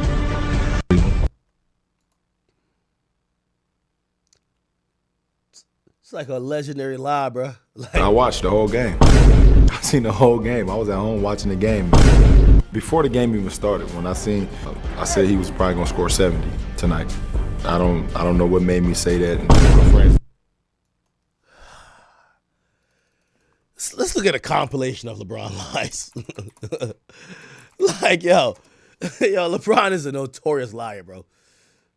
I had one coach, and he used to say, "Put yourself in situations where you're not comfortable." Oh yeah, that's my favorite saying. That's my favorite saying. That's my favorite saying. Yo, LeBron, chill, dog. In this video, we're going to do something a little different. We're going to play, look at his... To the game, but since it has been a lot of publicity yesterday and today about Godfather Part 2, which is the scene or the moment or the phrase or the quote you like more from the movie? Oh, from The Godfather. It's too many different phrases and too many different lines in that movie to just categorize one. But which is the one which inspires you, represents you more? I mean, each movie is 9 hours long. I mean, what do you want me to do? I mean, there's so many. I don't know. I'll let you pick one and I'll roll with it. It's a great trilogy. Okay, right away, he can't give you one quote. Now I get it. You are into the book, but what's your biggest takeaway so far? I kind of just started a couple days ago, but I've read and a lot of notes over the years. It's my first time actually reading this from start to finish. But just a very smart man. Smart man. Yo, LeBron, man. Why can't you just say, bro, I just got the book in my hand right now. I don't know what the fuck is in it. And basically, yo, LeBron is like, yo, remember when you were in high school when the teacher called on you, you definitely didn't read the passage? Remember they said, yo, read from this page to this page? Nigga, you didn't read it. The teacher called on you, and you doing your best job bullshitting to the point where you're like, yo, I think they're buying it. His words in the 60s and what was going on is actually what's going on today still. This one shouldn't be too surprising. We all know LeBron James is the king of many things, but when it comes to reading the first pages of books, there's no one better. With that being said, that was probably the last tonight. I don't know what made me say that. And how does that come about? I read about the franchise and how amazing it is, and I actually made a trip over, to Liverpool as well and see all the sights and the arena and everything. So it was pretty unique. Yeah, Crouchy is actually a Liverpool legend. He used to play there. I don't know if you knew that. No, I knew that. I didn't get an opportunity to see him play when he was with the club, but I definitely knew. I definitely knew that. The current captain, Jordan Henderson, just scored his first goal for England the other day. It was amazing to see. You a fan of his? No, absolutely, and I saw a clip of that too. I didn't get an opportunity to actually see the game live, but I saw that he was able to score one in the match the other day, and I thought that was. Why is this nigga lying, bro? It's pretty unique, the fact that he would do that and then also be with Liverpool Football Club. Even LeBron knows he's full of it, trying to hold in his laugh, keep it together until the end of the interview, where hopefully they don't find out that he's just making all of this up. I gotta give him proper inspiration for this video. LeBron James talking about Migos and Takeoff specifically. LeBron claimed that he knew Migos was up next before they did. They hadn't even released a song yet, but he was already jamming them in the locker room in 2010. I've been listening to those guys for so long. I was listening to those guys my first year with the Heat in 2010. And you can ask any one of my teammates back then, they had no idea who the Migos was. This is sick. They were like cursing me out when I would play it. Yo, if he could lie like this, imagine what he tells Savannah. Yo. Weight room, would play it throughout the locker room. I was like, I'm telling you, these guys are next. I'm letting you know right now these days, like, turn this off. I'm not going to hear this. And just fast forward, I mean, just knowing, take off personally and send my condolences to Quavo and the family and the whole QC family and everybody. So there you have it. LeBron James likes to stretch the truth when it comes to trending topics or stories about him. Like I said, we can't prove he's lying and all. All right, LeBron. Anyway, what was the point of that? Who was the person that we were covering? I forgot. Anyway.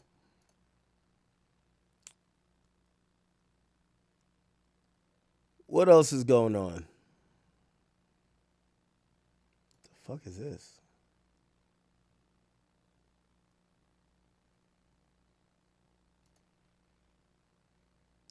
All right, we covered this already.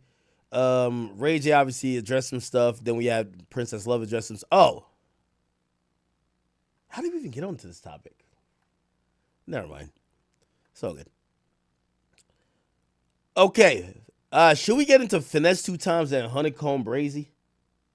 Oh, actually, no. Dude, I gotta watch this video. Watch this video. This shit is hilarious. I just seen this on my timeline. Shit. No rap. Yo, chat. Why you think Shorty ducking the camera like this? Y'all think she got a warrant? So 42 Doug brings a girl to courtside, and they put the camera on them, and Shorty looked like either she got a man or she seen a ghost, which is making me think, why the hell do you go courtside with 42 Doug if you don't want to be seen? She covered her face with the watch.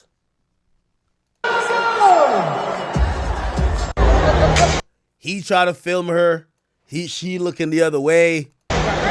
She's trying to use the weave to try to cover her face. Nigga, turn that camera off. Yo, bro, come on, stop filming, bro.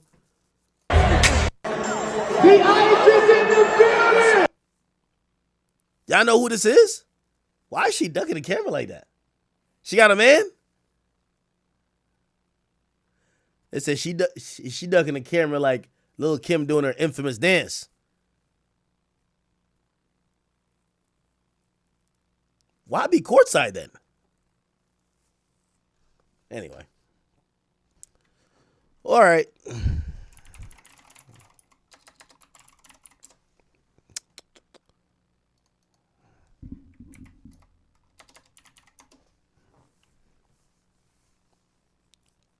What's this? Growing on you, aren't they? This shit's starting to look good, ain't it? Yeah, I'm that type of nigga. I can pull off dumb shit. Tap my whole face, and after a while, man, I guarantee you if I go get my face tats removed, y'all gonna be like, oh, I liked it better with the tattoos. I know that already, so I'm not gonna do it, because I know how the internet works. You guys beg people to do stuff, and when they do it, tell them you liked it the other way. I do agree with Blueface to a certain extent. I think if you listen to people and goes to get the tattoos removed, people will be like, yo, he looks crazier now. We should have just left him. Yeah, he wanted to get his face tatted. I really think this looked like some scribble scrabble that he put on his face. You know what I mean? Clearly, he was just doing arts and craft, or I don't know if he had his bunkie doing it. I don't know if he lost a bet, but he was just tattooing all type of shit. One thing I can't understand with Blueface, yo, Blueface is the only nigga that's a walking billboard that don't get paid for none of the things. You would think MLB gives them like free tickets to have their fucking logo on him. For YSL would give him like a free purse every month for this logo over here. You would think that Chase Bank would fucking like, try to match something like, yo, if you deposit 100,000, we'll give you 100,000. None of that. You would think that Walgreens is giving him free STD medication for the rest of his life with this fucking logo right here. That's not happening. I don't know what the hell going on with Blueface. We all got to remember, Blueface, like some of y'all might be like, well, why put it on your face? Pause. Blueface tatted his jeweler on his head just because he got a free chain. Blueface tattoos luxury jeweler. Like, did y'all remember this? The nigga tatted a jeweler on the side of his head, man. Once I seen this, bro, I said this nigga was cooked, bro. So like, yo, nothing surprises me, man. When you get this tatted right here, yo, is this like a NASCAR? What the fuck? Look at this shit. On SYC 161. Oh, no. This is on SYC something yard. NYC luxury. Just 2 flags. What the fuck? Yeah, I don't know why we that surprised. He got YSL over here again. Yeah, this nigga been doing a lot of scribble scrabble on his head, bro. Like, why are we surprised for this bullshit? Remember 6ix9ine clowned him and said, yo, this nigga literally he said he definitely owed them niggas money for unpaid jewelry. New York luxury. Yo, do they still exist?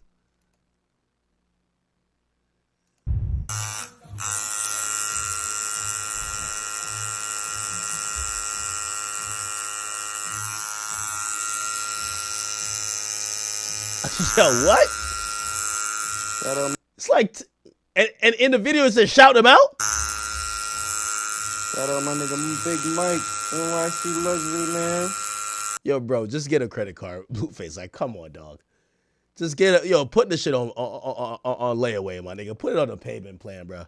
Just swipe the Visa, my nigga. Like, just pay it off over time, bro. Like, nigga, ain't no way you should be having your jeweler tattoo his brand on the side of your head just because you want a piece of jewelry, my nigga. Come on, bro. Come on, bro. For the culture. Nigga said for the culture. Yeah. Once I seen him get this, I'm not that surprised by the other shit. Hey. Ooh. That kind of hurts. Remember the jeweler even talked? Oh, shit, we getting ads. Blueface is hilarious, though. I will say that. But I don't know why people are so keen on... I guess his tattoos do kind of look like a mask, but shit. Dude, I gotta ask, Blueface. He has a luxury NYC luxury tattoo on his face. What is up with that? He just loves our brand, bro. He just loves the brand? Yeah. Tekashi was trolling him online that he owes money Tekashi. or something. But does he like... Tekashi tries to call us to buy jewelry. We do not sell to Tekashi. Why Shout that? out Blueface. Blueface did not owe us money. He just loves the brand. Why does he have the phone at his ear the whole time while he's having a whole 30-second conversation with somebody else? Yeah? Yeah. So there's no other story behind that? I gotta take this call, man. Hey, thank you for your time. All right, man. Yeah. So there's no other story behind that? I gotta take... Hold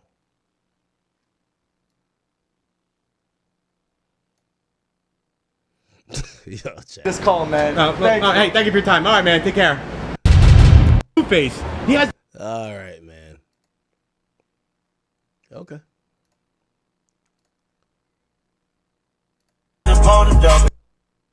Okay, we already looked at Wabi back toting that shit. Here we go. Wife and Lucy says he told his girlfriend. By the way, Daylight Global, thank you for the 10. It says, yo, act, talk about Blueface BM on Plug Talk. Bro, yeah, that's fake promo, bro. She's not on Plug Talk. Wife and Lucy says he told his girl she could sleep with other men while he was locked up, but she ain't want to. If your girl went to jail right now for 4 years, I'm are gonna be you down. saying? Yeah, I'm gonna be down. I'm gonna be fucking and shit. Like, I'm gonna tell her you gonna know. Like, but I'm gonna be there. You can talk on the phone all night, all day.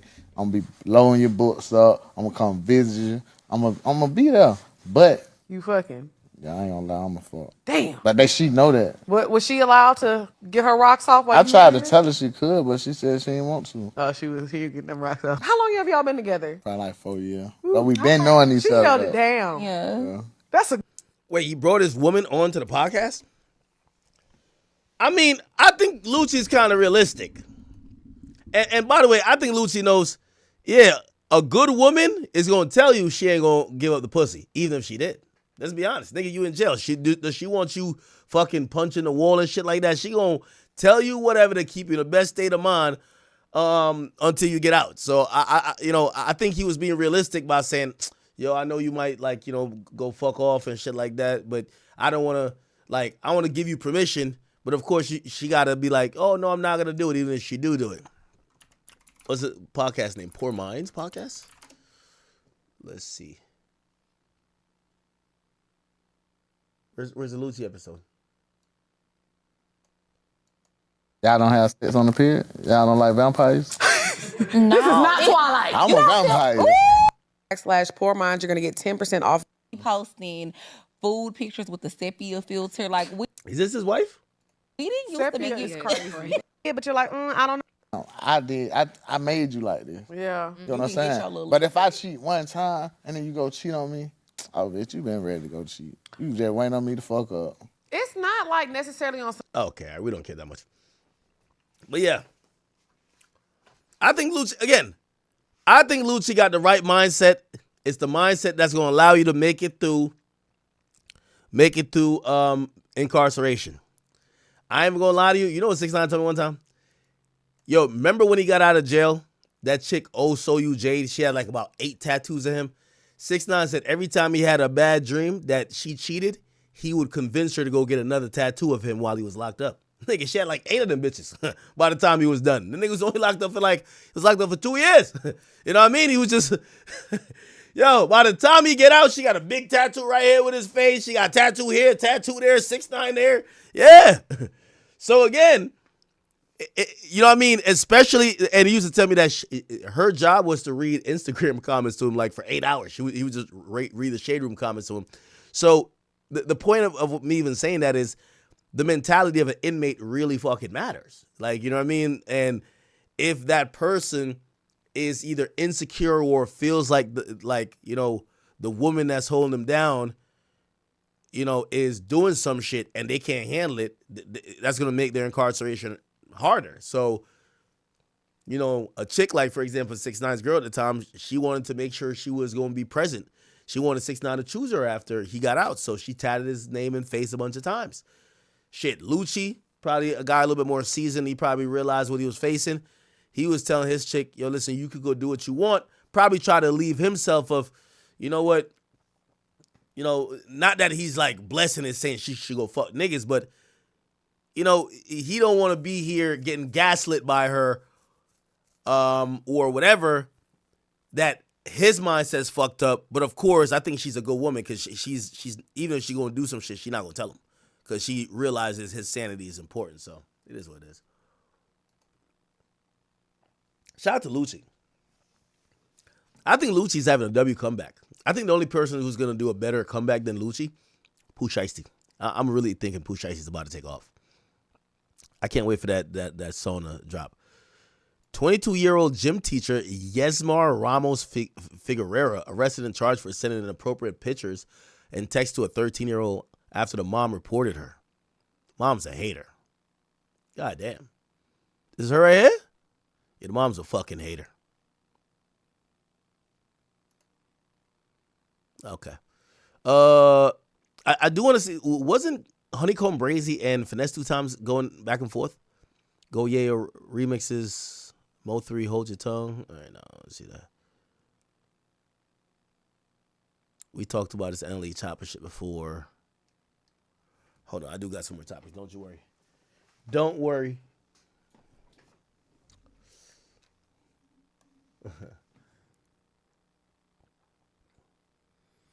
Chat, it's not like they were fucking, you know what I mean?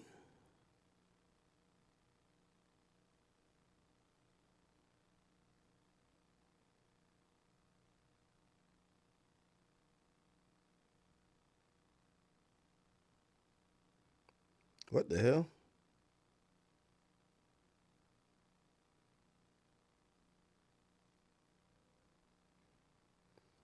Why somebody in my DM trying to book me to do an appearance in Dubai?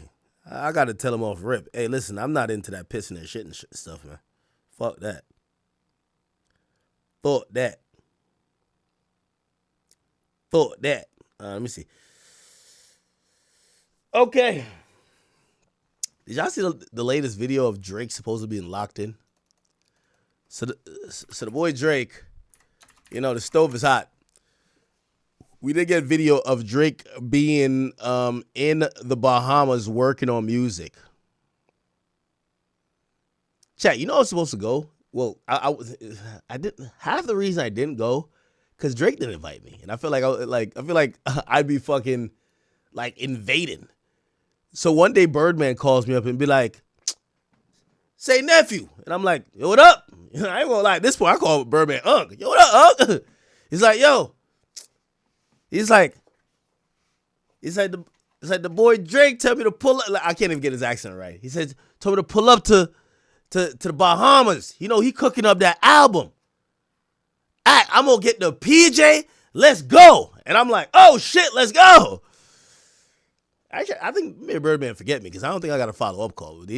Birdman told me to come to Bahamas because he was going down there to go check in with the boy while he cooked up the album. Could somebody find out if Birdman ever went? Because if Birdman went without me, Bird. It's a joke, by the way. I mean, joke in terms of I wouldn't feel no way. Like, what the fuck? Who cares? But yeah, Drake is really in the Bahamas cooking, right? Is that Drake in the back right here? Is this a security guard just standing?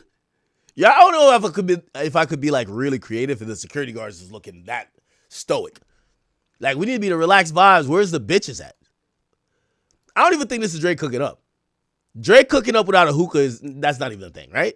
Like, when Drake is cooking up, Drake got hookah around. Like, we saw the goddamn documentary.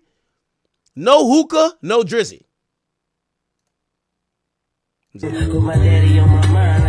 Okay. So they're just playing Wayne music over this, but this is in Bahamas. Okay. It's kind of dope. And apparently,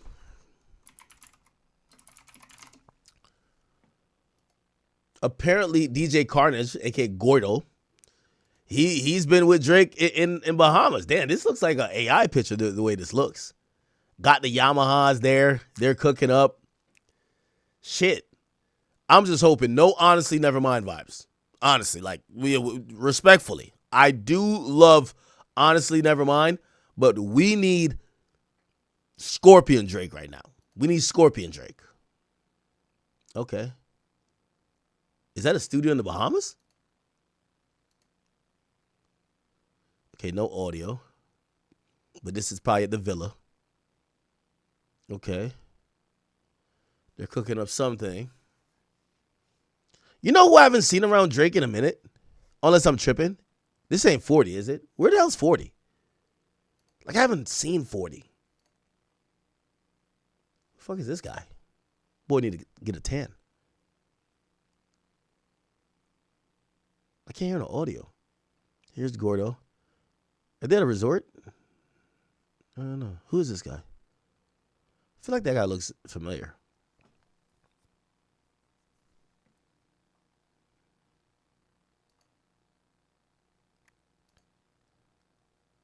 Wait, maybe he's just working on his stuff, not Iceman, right?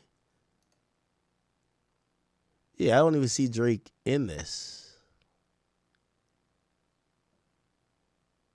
Yeah, I don't even see Drake in this. Let me see what 40 been up to, bro. OVO 40.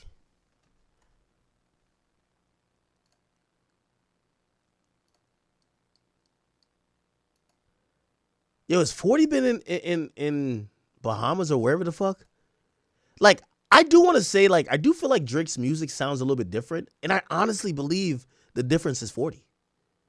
And maybe I'm just completely off base, and Drake fans don't kill me if I am, but like, there's certain things that was very profound about Drake's music, like certain pads in terms of production wise, and certain of, like, you know, just like blending, and like he had a really unique style that I used to call that Drake style, because when you're that mirrored or tied to a producer / engineer, and someone who has creative vision like 40, like that becomes your sound and style.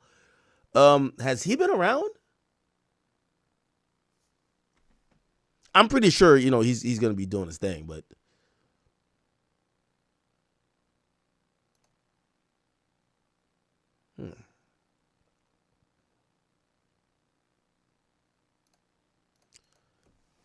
let me see some sexy songs for you.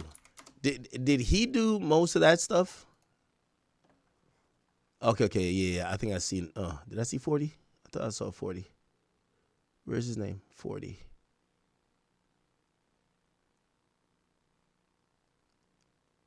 Where's 40 at? Am I tripping? Usually, wait, that's not.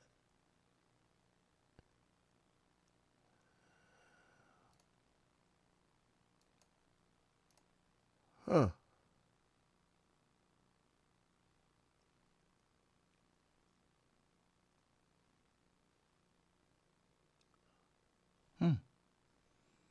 What? Let me look up his last name. Shabib. Okay. Spider-Man contains a sample written by... Oh, but that's only the sample. Did 40 not participate at all? All right, I must be tweaking. Am I tweaking, chat? Chat. Yeah, I think that Gordo picture was definitely AI. But chat, on some real shit, was 40 not involved with some sexy songs for you. I can't find him on any of the credits here. Noel Cadastre, I think that's the engineer. I'm tripping, right? Boy Wonder definitely was involved. Like, yeah. Wonder's gonna be in there somewhere. I forgot what Wonder's real name is, but yeah, I know he's in there somewhere. Huh. Let me see. Let's go back to 100 Gigs.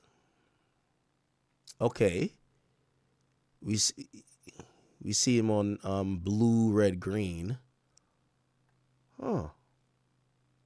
For All the Dogs, let me see. I'm just looking for 40.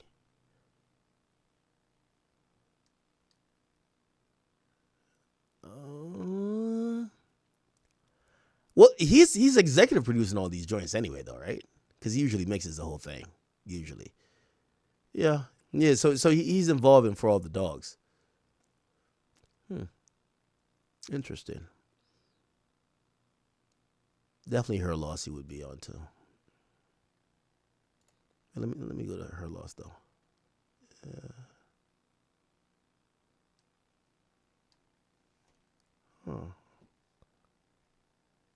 Let me see.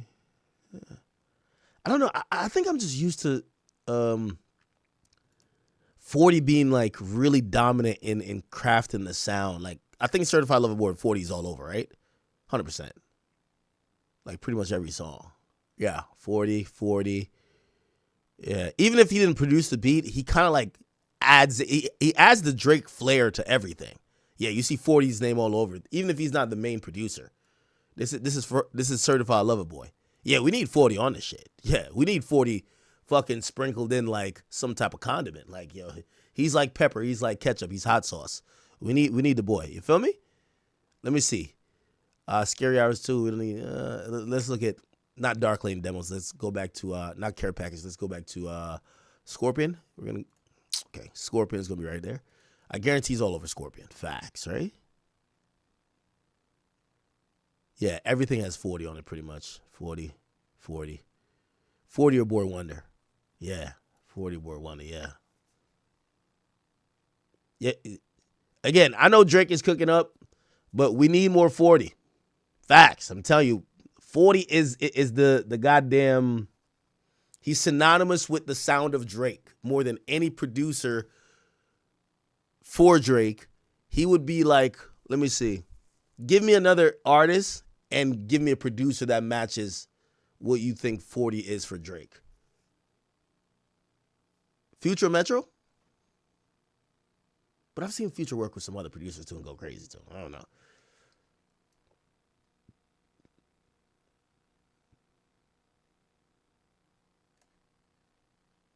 Am I tripping though? Yeah, I'm looking at the album. Some Sexy Songs for You. And I don't really see much contribution for him.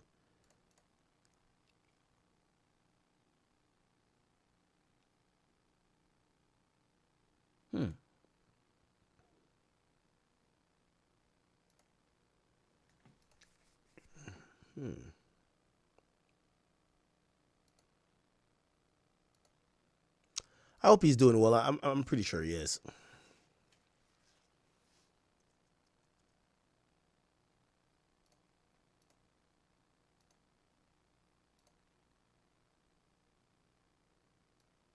For much of 2024, he spent his time processing loss and downsizing his personal life. I was distraught. The images and videos from Gaza. I was watching it with my father, and he died on November 5th. I spent the month with him watching it, then he left us. My world crumbled in a lot of ways. I couldn't do anything. Okay, but I think he was going through some personal stuff. Okay. Send my prayers to 40. I had a lot to work through to understand how to move forward comfortably and ethically. Oh, shit.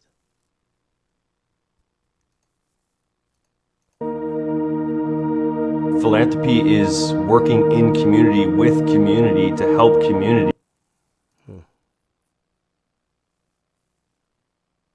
Interesting. Okay. All right. Let me keep it going.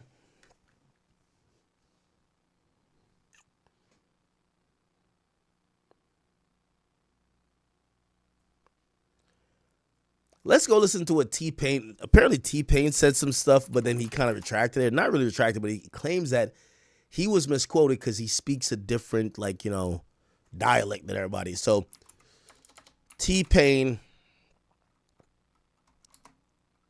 and I think it was about DJ Khaled, or people thought it was about Khaled. I never really heard the original, so let me hear what he said.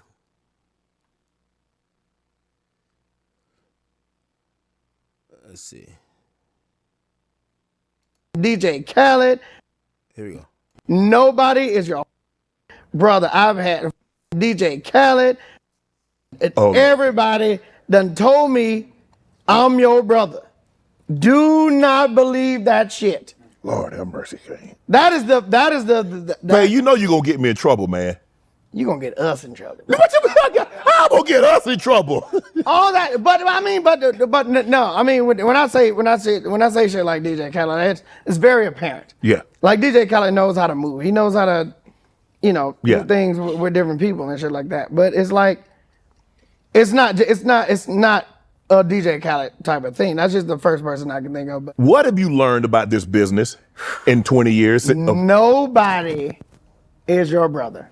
Nobody. Come on, Payne, don't do that. Payne, Nobody. Payne, because I hear it all the time. That's my brother. I hear it, Payne. You done seen so many dicks in that locker room. None of them is your brother. Come on, Payne. Nobody is your brother. Everybody's your brother while they can use you. Everybody. Everybody is your brother while they can use you. Nobody is your brother. That is the quickest and the most consistent thing that I've learned through this whole thing. You had to learn that the hard way? Everybody, and you know what? I keep telling you, what he's echoing is true consistently, and he is speaking truth. However, it's convenient when people find that truth. They find that truth when they're at the end of the road. Like, this has become the war cry of many people who are at the end of their respective road, despite how much or what they've accomplished. I think Sheck West is saying the same thing. He's saying the same thing as T-Pain. However, while both of them were in it, pause. When both of them were at the height of their success, they were the epitome of people that were enjoying all of the fruits of having fake friends. This is why, like, it's kind of hard for me to, like, take it more than at face value when they're saying, yeah, man, all this shit is fake, because at y'all peak, y'all enjoyed the fruits or whatever, the perceived fruits of the fake friend shit. And then when y'all have nothing more to offer to the fake friends, that people don't need to be fake friends with you, now you call it out. And for that, I'm like,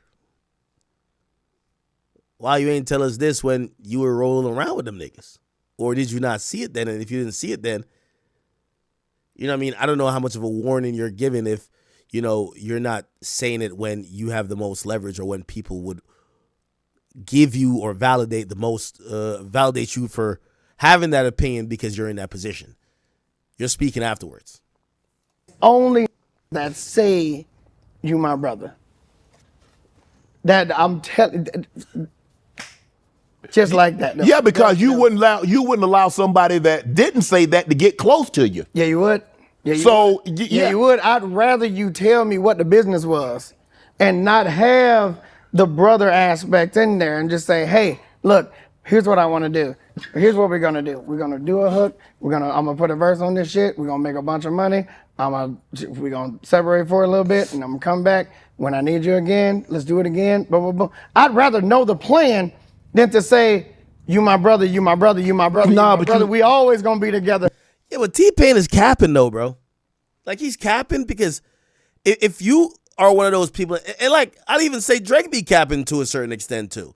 Like, this whole idea of, oh, these guys, like, we've seen both rappers, or we've seen most of these rappers act like, oh, this guy I'm so cool with. Because right now T-Pain is saying, I'd rather you just tell me it's just business than you kind of fool me and say we're brothers and I get to find out you didn't mean it. Well, here's my response to all that. How were you fooled? How do these guys say that they're your brothers if something happened to you, they don't got your mom's number? They don't hit up your mom on Mother's Day saying Happy Mother's Day. They don't know your actual family. They don't know your brother. They don't know your sister. They don't come around and your child calls them uncle. You know, they're not there in any other situation than situations that benefits them. You guys see each other backstage at shows and in nightclubs. That's like NBA players seeing each other at practice and on the court. How the fuck could y'all be anything more than just coworkers? Y'all don't know most of y'all last names. Y'all call each other by stage names. How the hell are y'all brothers? And how the hell would you believe it? Like, y'all see each other in places of work, and at any point where work isn't, y'all work life isn't matching anymore, y'all don't communicate. It feels like y'all are just coworkers, and y'all keep calling each other brothers.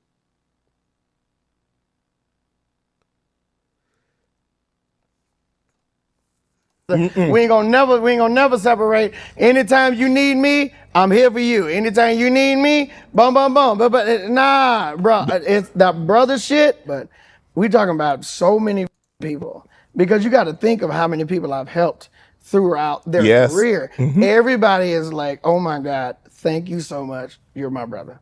And it's just so much of that, back to back, back to back, back to back. You're my brother, you're my brother, you're my brother, you're my brother. And then none of that shit was reciprocated. None of that shit came back. None of that shit meant anything. When people start. Now, let's be honest. Later on, he did retract. Like, he retracted this whole thing about Shannon Sharp. No, not about Shannon Sharp. About DJ Khaled. But let's be honest. DJ Khaled is the first person that comes to mind that you actually feel like he's always doing too much, that you know he's being fake, right? By the way, this is what T-Pain said. He said, well, I definitely didn't say fuck DJ Khaled, but I'm from Florida. And niggas apparently can't understand how fast I talk. I said fucking DJ Khaled. Pause. Because I was about to start a list, but decided just to move on, okay? It's still love. I just learned how to move around niggas, okay? This business in 20 years. Nobody is your brother. Nobody. Come on, Payne. Don't do that. Payne, nobody. Payne, because I hear it all the time. That's my brother. I hear it, Payne. You have seen so many dicks in that locker room. None of them is your brother. Come on, Payne. Nobody is your brother. Everybody's your brother while they can use you. Everybody. Everybody is your brother while they can use you. Nobody is your brother. That is the quickest and the most consistent thing that I've learned through this whole thing. You had to learn that the hard way? Everybody, and you know what? It's only that say you my brother. That I'm telling, just like that. Yeah, because you wouldn't allow somebody that didn't say that to get close to you. Yeah, you would. Yeah. What have you? Okay, so I guess he was naming people. Yeah. I agree with him if he was naming niggas. DJ Khaled, one of them. DJ Khaled, one of them niggas. Like, I can't trust a nigga who happy all the time. Who I've never seen him use his regular indoor voice. If he's always hype, he fake. DJ Khaled, like, we the best. We the best. What Drake likes, I like. Like, bro, come on, this ain't wrestling, bro. Yo, talk to me regular, bro. Yo, come on, bro. Talk to me like you're at the bank, bro. Stop it, bro. Cut it out, bro. Like, the fact that DJ Khaled, we've never seen DJ Khaled out of character, I know he fake. I know he fake. So I agree with T-Pain. I think he's backpedaling a little bit, but I think he was trying to say, I wasn't saying fuck him. I was just saying he's an example of one of the niggas who uses terms to act like y'all are cooler than y'all really are, but he's really blowing smoke up your ass. Pause. When people tell you how much you mean to them. Don't grab onto that. When people tell you how much they can mean to you in return, that's the shit you gravitate towards. Damn. That's Code Shannon to get $50 in lineups after you. Oh shit, Prize Picks came back. No, actually no, Prize Picks popped in after Underdog. Remember, was it Underdog or whatever? One of them sport companies was there. They dipped. Yeah, Prize Picks came in and said, nah, Shannon, we still rock with you. We still rock with you. Uncle Shay Shay got his sponsorships back. Shit, he gonna need it to pay that Becky that $23 million, but F it. Yeah, I've never seen DJ Khaled have a regular conversation with somebody, bro.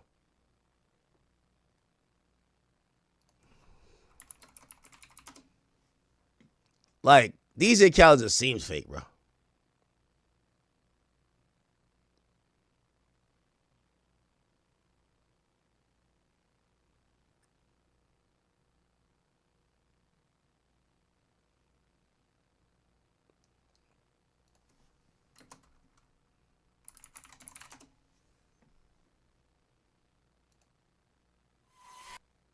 Well, he's, you know, if they wanted me up here and I don't come and I can make it that day, I gotta come because it's an opportunity and it's a platform that y'all giving me to play my music, to promote my.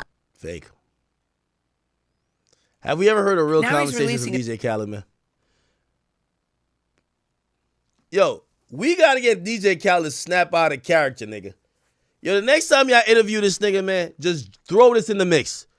What do you think about Palestine? Like, yo, that nigga is gonna just disappear, nigga. Like, he don't want to talk about none of that. He want to talk about what Drake likes, I like. He just want to, that nigga want to talk in catchphrases. You just gotta throw some shit in the mix. Nigga, what do you think about Palestine, nigga? Is it free Palestine or is it not? He gonna freeze up, nigga. Facts. As you call her. Yes. Yeah. Drank a cappuccino, put a fresh outfit on when I was brushing my teeth, you know, and put that cold water on my face with that New York weather. It just feels good. Good. You know? Chris. You know what feels good is you. Yeah. Let's talk about You Remind Me. They only let us hear 2 songs. Right, yeah. So, yeah, Stingy, you just wanted to. No, it's all love. It's coming. Just It's wanted to coming. tease us. Yes. Wait, oh, is he finally putting out the album? Yo, Drake shitted on this nigga, didn't he?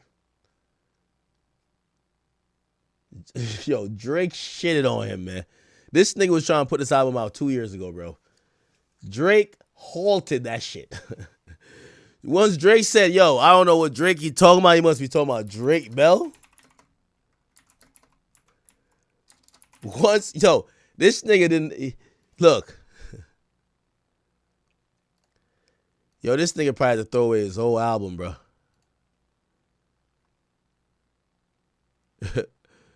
Look.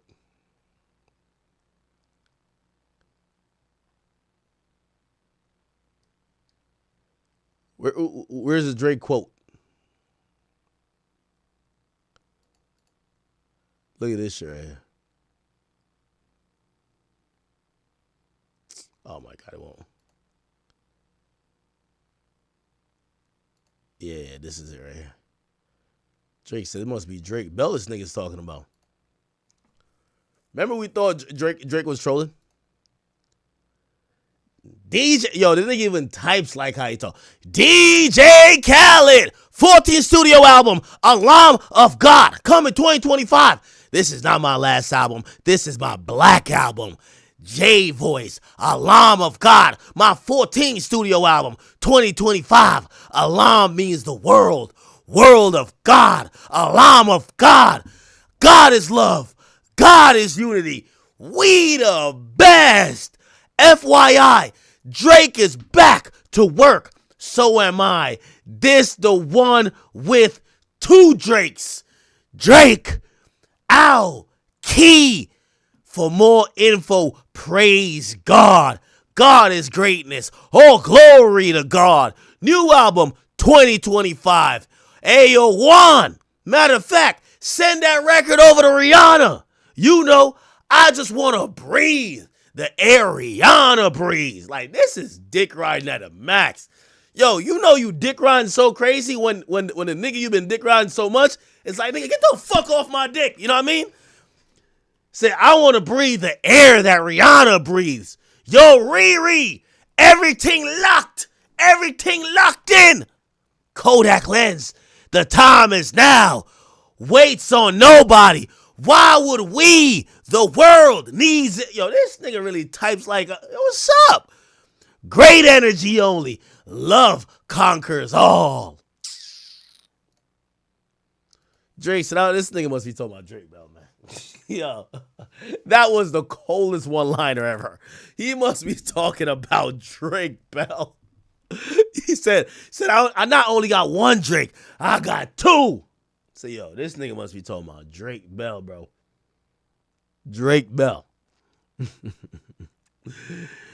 Yo, we ain't hear nothing from Khaled till now, man. Khaled, you got to sell this album with Jay-Z, nigga. Didn't you sign to Roc Nation? Drake beefing with Roc Nation. Come on now. Drake beefing with Roc Nation. I'm beefing with Roc Nation. Tory beefing with Roc Nation. Come on, man. But you remind me, it's such a vibe. Tell me. Tell my brother, Vibes Cartel, my brother, Bounty Killer, my brother, and Movado, my brother, shot to Kalen on the hook and shot to Rory Stone Love. That's like, they never made a... All right, what about Drake, man? Put out good vibes, good energy. Days of me putting my first album out, and I'm turning 50 this year. Yeah. And Quincy Jones made Thriller when he was 50. You know what I'm saying? Okay, Khaled. So that's why I want to come with the album. Connecting the dots. I see where you're going. Yeah. Alama God. Right, all right. So wait, you collaborate. Gail already said you've collaborated with some of the biggest people in music. On this record, you got a collaboration with Post Malone. Yes. You only heard 2 songs. Who else can we think of? Well, everybody's saying, Cal, who's on your album? Remember, this is my 14th album. Yeah. What about Drake, nigga? You say you got 2 of them. Yeah. So if you know what Khaled does, expect what I always do, but bigger, right? Okay. So DJ Khaled's album, Alama God, is featuring everyone. Wow. Maybe Drake Bell? Maybe Drake Bell? Maybe Party Across the Street? Yes. So give us give me a little something, brother. Everyone. I'm gonna be honest with you. Everyone. And the rule is in my world in music, we never stop working till the album is officially turned in. Yeah. So I'm so always there could be some. Yo, this thing is a good bullshitter, man. Right. It's like after this show might inspire another studio session. Wow. You know what I'm saying? Cal, you mentioned turning 50. Yes. Tell me how you're feeling about Queen. Man, I praise her. We're both turning 50 together. Her birthday's the week after, so we celebrate a lot of my goals. Another one. Give it up. First time I ever thought about a number or an age. But when I woke up this morning and praise God and look at my skin glowing, you know what I'm saying? I'm like, yo, and then. Yeah, this ain't know everything fake about DJ Khaled, man. The nigga say, look, he woke up and his skin was glowing. Nigga, this is how you look, bro. You look like this, gang. Yo, these niggas pop out with like the spray tan, the fucking spray on headline. They got the whatever that shit that make your beard black. And these niggas is acting like that's how he woke up. Told me he woke up, looked in the mirror. Yeah, you woke up after 2 hours of makeup. And you looked in the mirror and you look like that? And I put that cocoa butter on. No, nigga, you put the little ginseng in or whatever the fuck they be using to darken your hair. Yo, then I pulled up, and today the weather's beautiful. It's like, it's cold years and my idols and people that I just got love and respect. Yeah, you know what I'm saying? You did, and I love this because you talked about that, about, going forward and inspiring people. Right, you. So he said, Daddy, I love you. Just being honest with you, because it really means so much to me. This is God's world. We should always show gratitude to each other. So long. Bryson DeChambeau, golfer, Alonzo Mourning, Terrell Owens, Matt Barnes, Kevin Lau. I want to go, but you got to teach me a couple things. Yo, Courtney, can you make sure the whole team's invited? Everybody, world. We should always show gratitude to. Now he's releasing. I think he's telling these shows, don't ask me about no goddamn Drake. Another one. Another one. Another one. I went inside the movement original, stole up movement original. Right. Lobbies and gentlegrams, the red velvet cake cobbling comical Snapchat savior, Big Mac Snackademics' long lost brother on Damn, look at me. So that's girl right here. Look at the boy though. better behavior, who can no longer call the Canadian Karen for a favor, the biggest hater of Tyler the Creator, DJ. Okay. All right.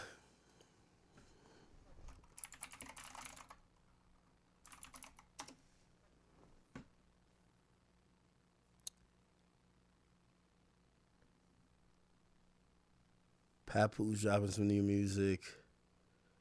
That's happening there. Did y'all hear what Charleston White said about New York? I wanted to play it to get y'all take on it. So essentially, he was speaking about the wave that Max B has coming home, but he was talking about New York music as a whole, and he said some very interesting things. I want to get your opinion on. Rapper, but New York rapper. That's why them niggas ain't in the charts like us down here.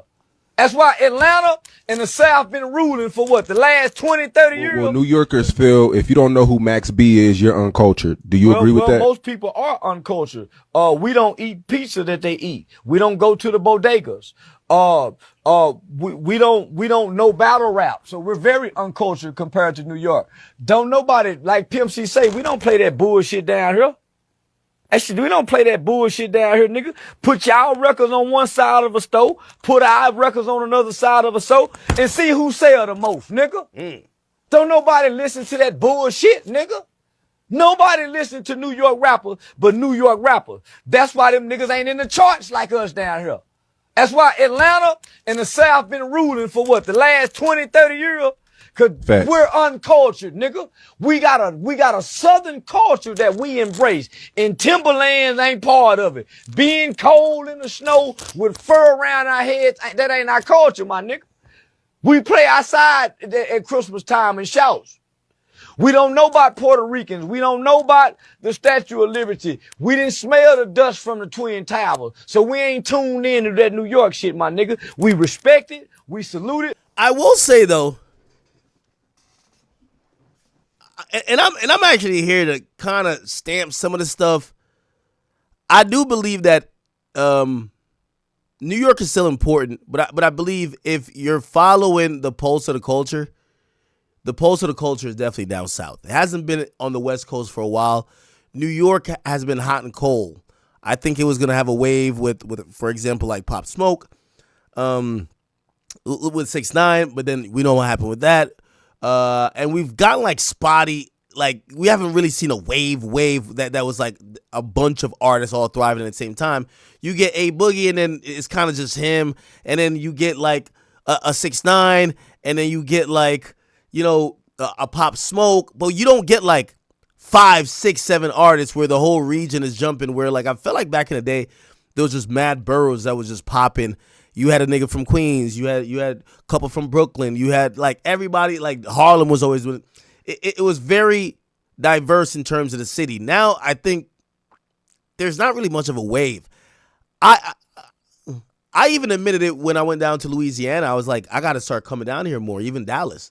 And the reason why I said that is I said I used to think there was no reason to really go to the South. And I'm like, y'all got to come here. I don't believe that's the play. I don't think that's the thing anymore. I don't believe that if you're a Texas artist, you need to come to New York at all. So I would honestly say, I'm not going to say the South is the center of hip hop, but I think the pulse of what hip hop music is absolutely in the South. And I think I've even taken note because I've made a more of a concerted effort to go to the South to ingratiate myself with what's really happening with music, because for me to be, somebody who's covering hip hop and having one of the biggest media outlets and also one of the biggest voices, you got to be in tune. And if I'm really being in tune, the majority of the pulse of what's going on in hip hop right now is definitely going on in the South. Okay, it ain't been on the West Coast in a long time. And when I'm saying that, I'm not talking about a one-off artist or whatever. I'm talking about the entire region having like some real motion. and New York is spotty or it's like sporadic. But when it comes to South, I got to be honest, they got it. But y'all on the island, nigga. That's why y'all got Rockers Island. I am a hip-hop expert. His music have never been played outside of New York. We don't know who Max B is. Don't know who he is, what he home for. Don't know what he was in prison for. Nigga, we from the South. And in the South, we've never connected to anything outside of Jay-Z, Nas, Jada Kiss, Biggie, LL Cool J, nigga, them Max B's and Jim Jones. I fuck with Jim Jones by way of Dipset now. But nigga, it was more Joel Santana was the nigga. Jim and the rest of them nigga was. And that might be way of even Wayne fucking with him. Remember, Wayne rocked with Joel specifically out of Dipset. Background singer. You know, Joel was the nigga. Cameron came, cause Cameron had the niche with the pink fly. The rest of them nigga was just props. Yeah, they were fly and hard. But to the rest of the world, them nigga was props, homie. That's why we looking at like Big Dog Jim. Nigga, you was a prop. We ain't now a song we can sing other than ball and nigga, we don't know none of them niggas song. We ain't never heard a nigga bumping them niggas out in the trap other than Dipset. And Jewels was the nigga. So I don't know what these niggas listen to New York rapper, but New York rapper. Hey, I like when this becomes a conversation because I do think New York is one of the most prideful places, and I think the entire city should take it as, inspiration. Now, this is what I always say to New York. Well, I say to every region, but like LA is too far gone. When you tell LA niggas they not popping outside of LA, they think you're lying. Because what happens is they're from California, and California is so big that it could sustain an ecosystem where they actually think the entire United States knows about them. New York kind of has that too. Like you could get drowned in your own momentum and your own city where you think that everybody in the United States knows you, when in reality, it's only a very small portion of the United States, but it's majority of your city likes you, right? And that's something you always got to watch out for, if you ask me. I think most New York rappers should realize, hey, even if y'all got a wave, you're not making a global wave. Like being hot in New York City, it means a lot, especially to a new artist that might have nothing. But that's not what makes, a real wave that really carries on to other cities and places if you're only hot in New York. You know what I mean? And a lot of times these artists can't even figure out whether they're hot in New York, only hot in New York because they pretty much stay in New York and they stay online. And online, they think that's the world. And then when they go outside in New York, they feel like my city loves me. And then I'm hot on Instagram, so they love me in Louisiana. They love me in Montana. They love me in Mississippi. And honestly, most of the times, that's not true. I also keep saying that most of these artists, they're not putting in the time to become real superstars or stars anymore. They're kind of just being comfortable with being known. And when that's the case, some of these conversations are going to happen where I think what Charleston White is saying that, y'all New York dudes are like some regional dudes now.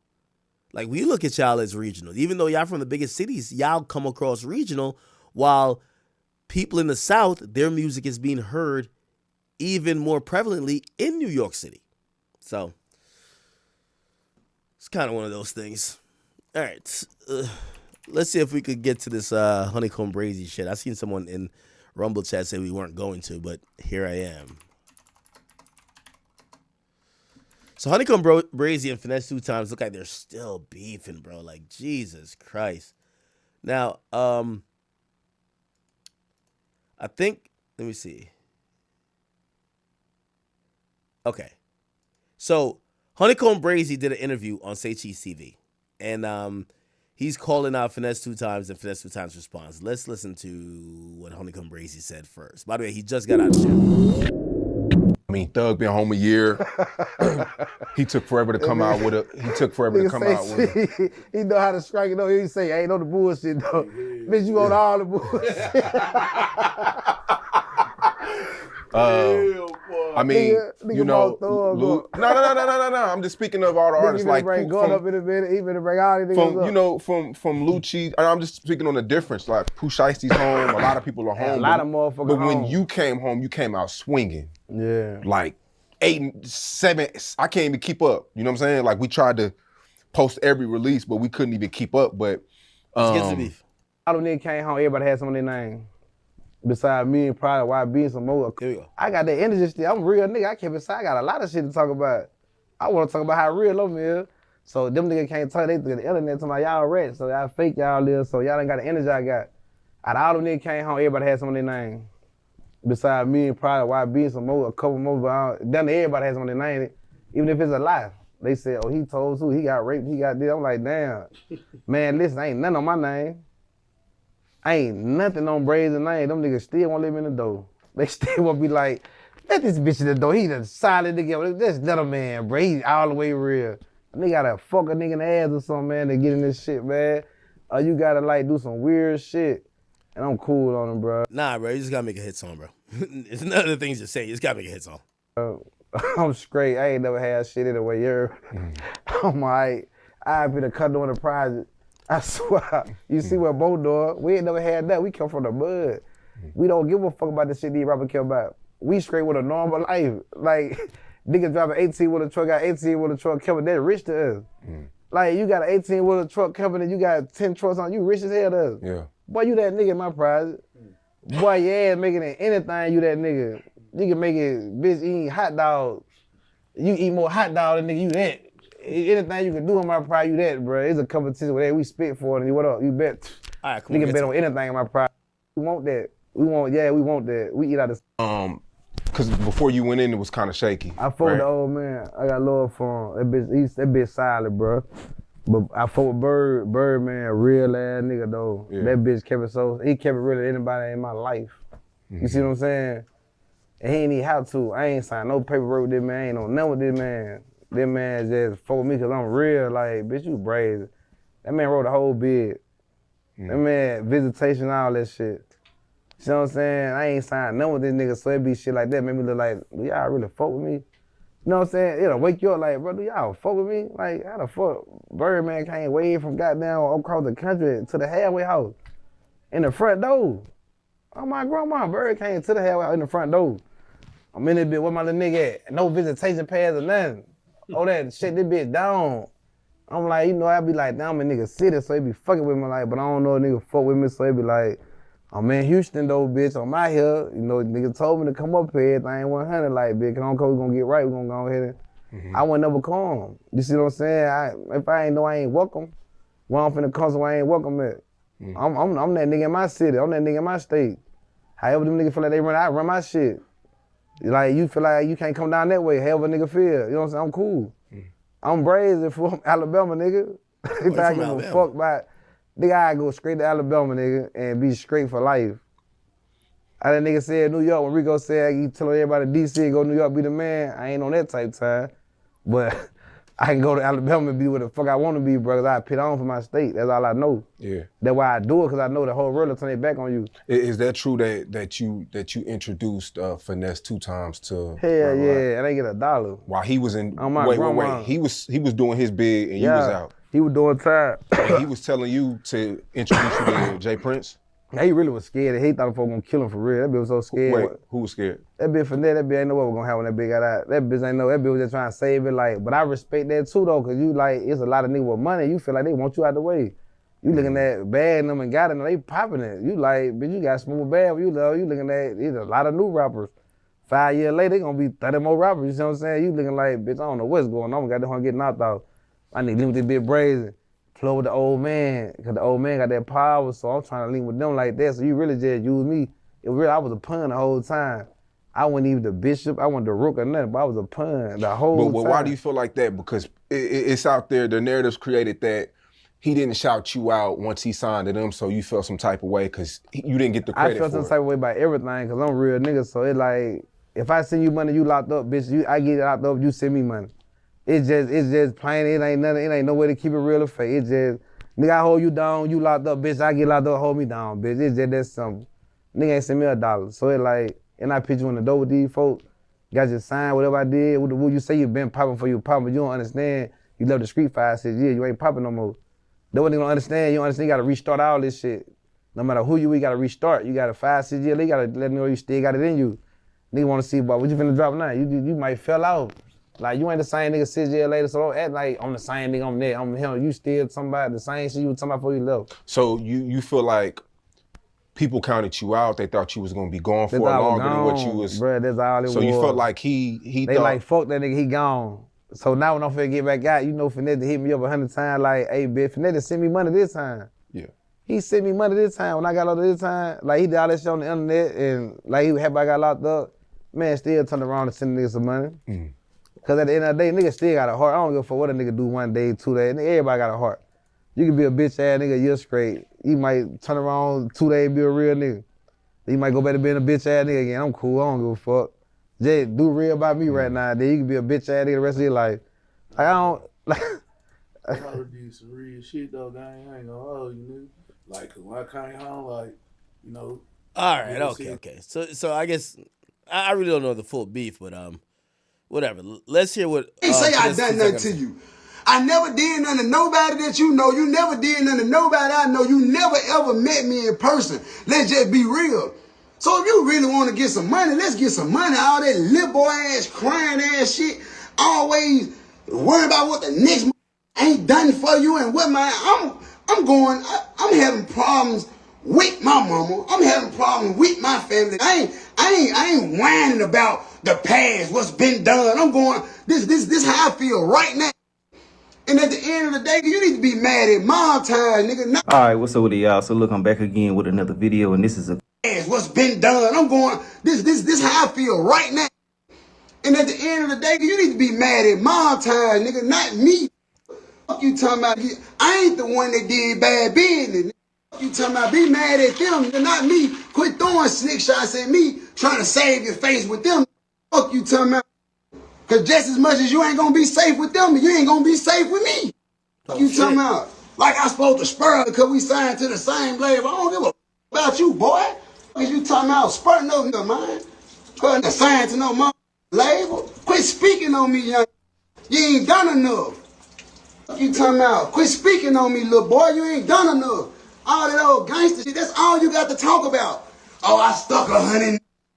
Oh, my grandma and granddaddy did. Oh, I almost got killed 100 times. Oh, I shot at 100.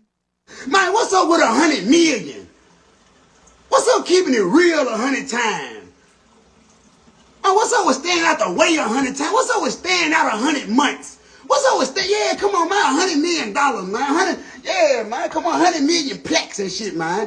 100 million kids. Come on, man, I got folks looking up to me, man. I got people depend on me, man. I ain't studying no motherfucker who worry about sticking nigga in jail, man. Got people look up to me, man. I got people depending on me, man. Real problem, man. You tell me I'm trying to accomplish goals and shit out here. You coming to talk about grits and all type of eggs and shit, nigga getting stabbed and blood on biscuits. I don't want to hear that shit. I know mother biscuit, young nigga. No blood on no motherfucking biscuit. Now, I know some of y'all might be confused.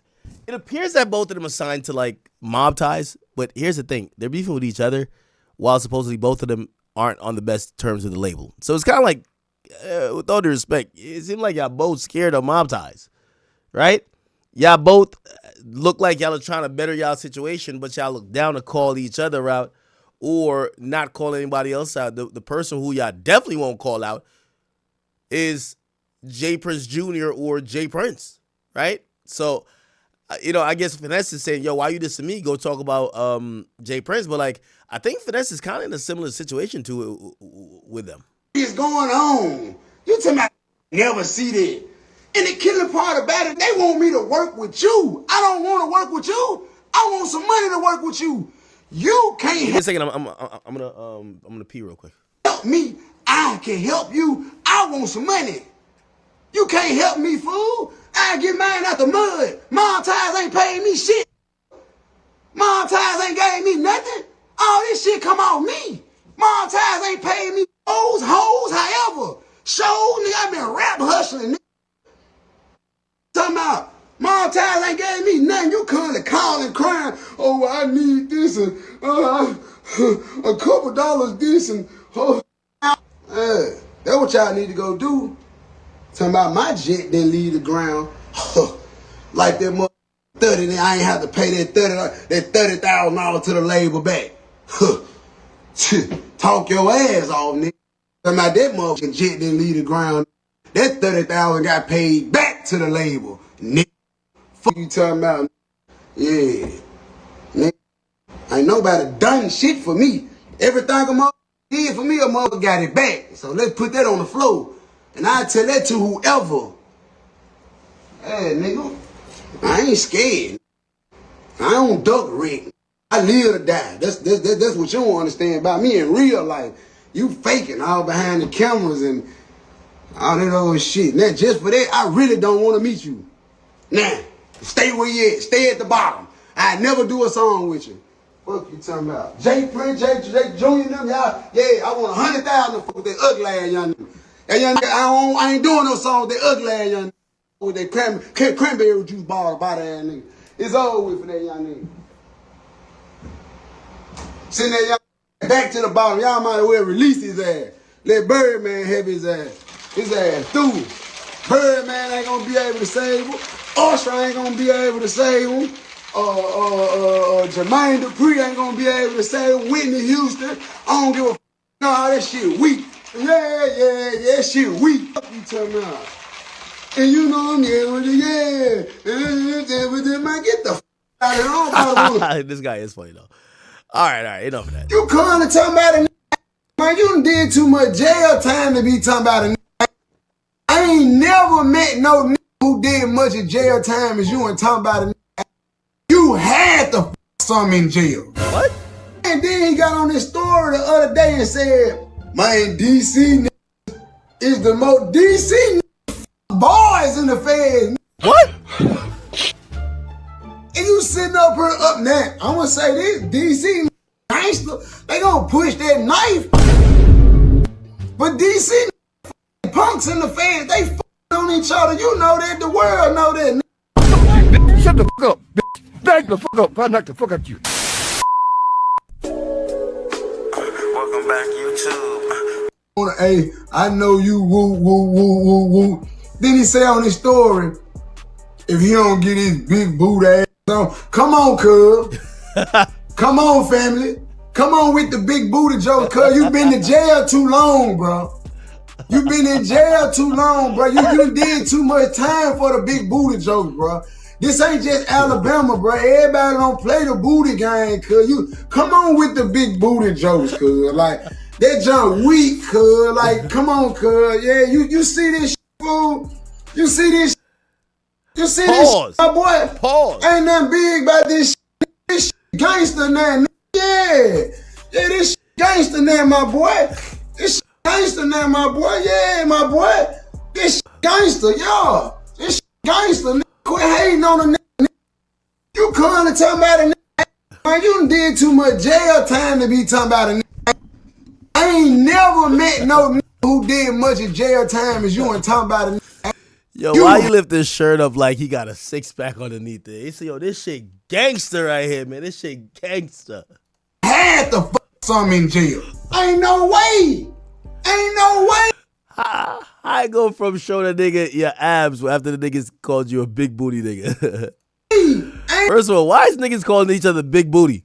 Ain't no way. And then he got on this story the other day and said, man, DC is the most DC boys in the feds.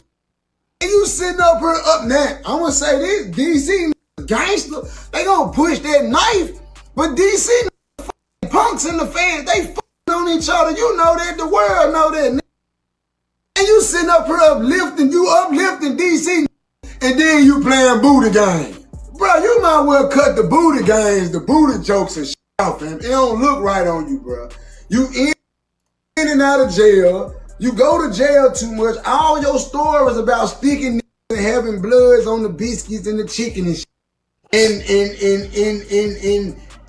it's shit. All right, man. We'll leave that there.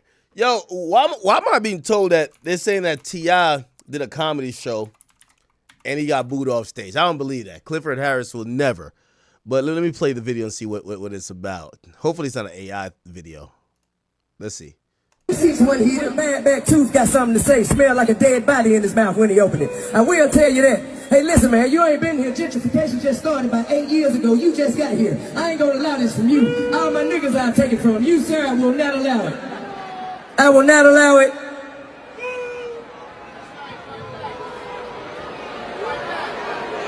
The nigga walks in, caught me slamming his mom. You hear me? Nailing his mom. We ain't been the same since. Well, goddamn. Gas station and say them seats wasn't heated. Man back tooth got something to say. Smell. Well, I don't know if this is recent. I'm seeing some people say this might not be recent, but yeah. Do we think that comedy is for T.I.? I think T.I. really want to challenge himself, and I do appreciate and applaud him trying to challenge himself by going into comedy. I do think that, though, part of comedy starts before you get on the stage, and part of comedy is what we perceive you to be. Like, for example, I think some people, for example, Neon could be a comedian. I don't know if you know Neon, the streamer. I'm not saying he's funny or he's a comedian, but I'm saying if he's a comedian, he would have to lean into self-deprecating jokes. Why? Neon, in how he's perceived before he gets on the stage, is someone who you would laugh at.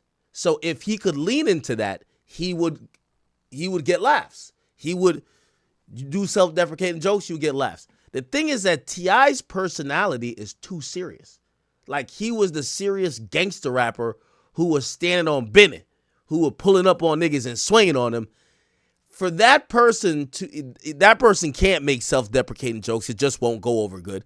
And then he's never been known as the guy who could just roast somebody. He's never been known as that type of guy.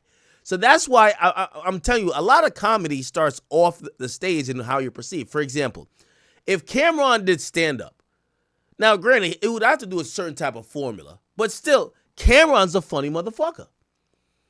As long as we perceive Cam as a guy who could roast somebody. So if Cam got on stage and was roasting people, we'd be like, yo, this is kind of what we know Cam to be. And I hope you guys understand that. Where I'm saying a lot of the stand-up stuff starts off the stage and how we perceive you. And I think this is why it's so hard for T.I. to break into comedy, because there's nothing about his persona that's ever said he's funny, he roasts people, and now he's trying to get people to perceive him in a light that they never thought about him before. That it's very difficult, if you ask me. Like a dead body in his mouth when he opened it. I will tell you that. Hey, listen, man, you ain't been here. Gentrification just started about 8 years ago. You just got here. I ain't gonna allow this from you. All my niggas I'll take it from you, sir. I will not allow it. I will not allow it.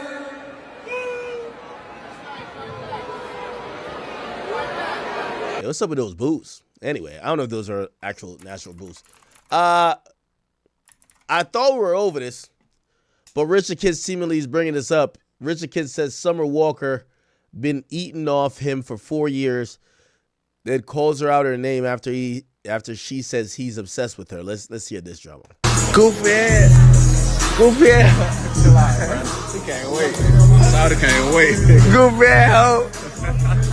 We were talking about the last 4 years we were eating on a nigga. And nibbling. Check out my little cousin, Mr. Kid. Stupid ass hoe. Hey, what's wrong with this, bitch? Been getting passed around, passed down, buzzed down for the whole town, man. Been getting buzzed down, passed around for the whole town, man. You get buzzed down, passed around the whole town. How you gonna talk about me? You a weak ass, chump ass, stink ass, weak ass, goofy ass. This man is drunk. And this is Summer Walker posting DMs.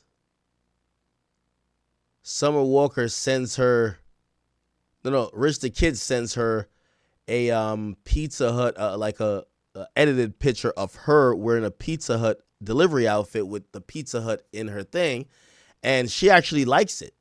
So it looked like Summer Walker probably posted this to show, yo, the guy that you were cussing me out over, which I guess it would be at Tory Bricks, the guy who you're cussing me over, she's saying, which is Rich the Kid, he's still DMing me.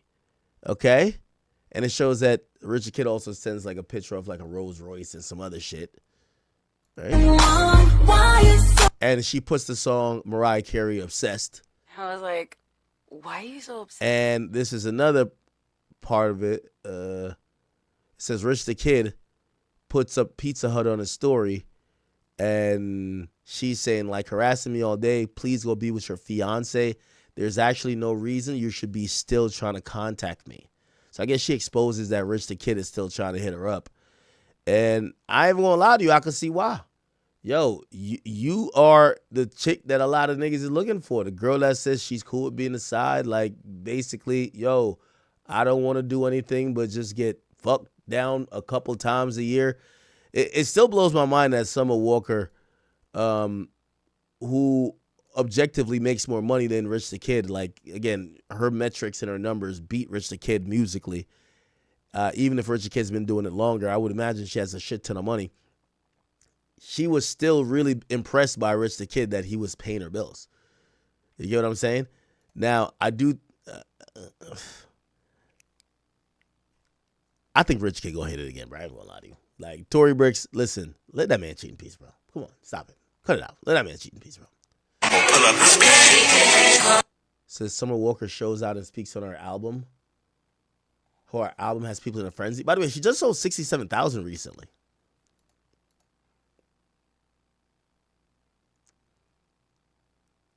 It's kind of crazy how, like, no matter how successful she is, she really just exudes, like, side chick vibes. Maybe it's because she has kids. One of my favorite. And when I mean side chick vibes, like, she's basically telling everybody, yo, I'm not good enough to be a girlfriend. I'm the 3 a.m. fuck. Song is on this album. Y'all so sweet. They said she's so beautiful. She's so pretty. I cannot pick. So many bangers. So many bangers. Somebody talking about, girl, where you going? Mind your business. Atting me and telling my business, going crazy. This album got people shook, child. You know what? I gotta get used to it. That's what I realized. Like, I'm just gonna keep going up. I'm gonna keep getting bigger. I'm gonna keep getting better. And people are not gonna stop. People just be so excited, like, oh my God, I know her. Everybody's a fan. Oh my God, I know her. I used to hang out with her. Everybody, they want to tell everybody, I used to know her. Oh my God. Child. Anyway, I gotta remember, this is real life, child. Like, my real life is actually great. I think that's why I be fucking with me. Like, my peace hasn't been disturbed. I ain't gonna lie, man. Respectfully, and I mean this in the most respectful way. Summer, if you see this, I'm not trying to disrespect you. I really think you're a queen. Yo, Summer is like our favorite type of bird. A bald eagle. You feel me? In between that or an ostrich. You feel me? Like a straight up bird, man. Like a proud one too, man. That's our favorite type of bird, bro. Like, yo, you could tell, dog, like, everything about her just gives bird energy. You feel me? Like, just the reality about it. We just got to keep it a bean, bro. Just a bird. Like, yo, I respect it. Like, I ain't going to cap with you. I respect everything about it. You know what I mean? Like, yo, you could tell. You could give her $1 billion. She's just still a bird. Fuck it. And I respect it. I really like her for that. She's being herself. Her and Sexy Red, they're leading this generation down a path of degeneracy. And fuck it. Just let it happen, bro. Let's keep it real, bro. Yo, I like women who are just in tune and real with what they're doing. Like, Sexy Red is basically telling you, I'm a hoe and what? She's saying, I'm just straight side chick material. It's your fault if you want to wife this. Bruh, how could you hate her? I'm dead. Nigga, she dated Rico. That's what I keep telling you. Yo, nigga, she dated Rico Reckless, bro. Nigga, she dated Rico Reckless, bro. Like, yo, come on. Yo, my nigga, if you go wife up a chick that dated Rico Reckless, bro, you more than dumb. You feel what I'm saying? Bro, like her phone turned on at 2:59 a.m. Real talk. You wife up Rico Reckless, come on, bro. Girl, I'm that girl. Nah, I fuck with it too. Y'all heard Rico Reckless crying over I think we played this already. Rico Reckless like, yo, shit more than my kid. Like, come on, Rico Reckless. Come on, nigga. You know she did it because of you, nigga. Like, bro, respectfully, she just wanted a killer fucking her, nigga. She ain't want to have no baby by you, nigga. The fuck? Come on, Rico Reckless. Come on, man. She was not gonna make a Oblakian Nepo baby, nigga. Hell no. Iraqian, a Chiracian Nepo baby. Hell out of here, Rico Reckless. I rock with you though, bro. We rock with you, Rico Reckless. But come on, bro. Come on, bro. She killed the baby that I had. So y'all want to talk about why didn't you have a baby with someone? You got to be a goofy. Nah, I did have a baby. She killed the baby. Long story. We'll talk about it up on Twitch. On Phone and Gray. Reckless. Girl I ever fucked, kissed, kicked it with, talked on the phone with, I miss you on Phone and Gray. But they don't mean I gotta be with you though. Nah, fuck that. The next girl I be with, she gotta be peaceful. Hilarious, man. This shit is jokes. Oh, what I was saying is that, yo, this nigga Blueface got a OnlyFans model laying in his 3-year-old daughter's bed, shaking her ass, man. Like, your internet is bugged out now, bro. I ain't gonna lie to you. Like, all that, I don't even know what this bullshit means. I be seeing on Twitter, Mercury, retrograde. I don't know what the fuck that is, nigga. But I think it just means, man, right now, shit is fucked up. Yo, this nigga got K-Cash. Ain't this the chick that be, this bitch swaddled like a 20-inch cucumber, bro. Like, this chick right here got no tonsil, no esophagus, nigga. I think you push something down her throat, it just comes through her asshole, nigga. Like, these bitches, like, yo, this chick, you wouldn't even want, if you got a daughter, your daughter to even meet a girl like this. Like, yo, you don't even want her DNA on the bed that your daughter might be on. Like, you don't want I know DNA can't mix after birth, but you don't want your daughter to see this chick in life, bro. I'm telling you, bro. Like, I don't even know how you got this chick. Look, she recorded a video of her shaking her ass on Blueface's 3-year-old daughter's bed. Fine shit, say she on that type of time. This shit ridiculous, man. Man, this shit is ridiculous, bro. And you know the crazy thing is, yo, you know kids are malleable. You know the kids, like, I know they want to act like these kids don't be seeing what's going on online. You see everybody that got kids is wilding. Bro, your kid gonna see this. It's a daughter, like, or she might see this later. She might think this is an accurate way how to operate and act, man. This is kind of crazy, bro. This shit crazy, chat. Love it? My shadow is going to be amazing. Oh, this is the best room ever. Do you want to see my room? Jesus Christ. And he has a well-mannered, nice daughter who could grow up to be a nice little pretty princess, innocent and everything like that. And all of a sudden, the same fucking bed, bro. Holy shit, my nigga. Lighter shadow? Yes. My room is pretty. Thanks. Like it? Thanks. This is well. Yo, I ain't gonna lie to you, man. Chat, you have a daughter, man. You gotta bring your daughter to like an abandoned island, like an island with no internet. Yo, what's that island where they say like, yo, they don't allow no technology on, bro? You gotta, yeah, for real, man. I'm starting to realize, like, yo, it's the culture that's fucking up all of these women and shit like that. They're all watching baddies. They're learning the bad behavior from that. They're all following Justin LeBoy page where they're all talking about, like, I see all these hoes reposting the same fucking quotes of them wanting to have one night stands, getting ran through, having a roster of dudes. Whore culture is pervasive, man. And I'm telling you, I think the only way to like kind of combat it is like, yo, you gotta grow up. You gotta grow up your daughter like for the first 10 years without internet, man. No Wi-Fi, period. Straight up, like no type of contact with the Western world, man. Because it's all debauchery over here. You got niggas having OnlyFans models pop their ass on the same bed they daughter is sleeping on. This is whose room is this? I'm having my old Whose room is this? my old friend and my old TV. My own room was in mine, and my door's going to get closed. Oh, you want me to call? I just want to get my toys back home. Like, make it sound right. You just woke up, y'all. Future's He bright. just woke up. Future's bright. Y'all, Future's bright, man. How was your day so far? You got some rest? Yeah, I needed that. You know what you wearing later? Yeah, you know what you wear? No, but I have a black heel, so I could just put anything on with it. Alright, yeah. If you need something, we go get something. Alright. Make sure you put that shit on. Alright. Yeah. He's so sweet, y'all. Yo, you walked out his daughter's room and left her in there. This is crazy, man. It's crazy work, y'all. Crazy work.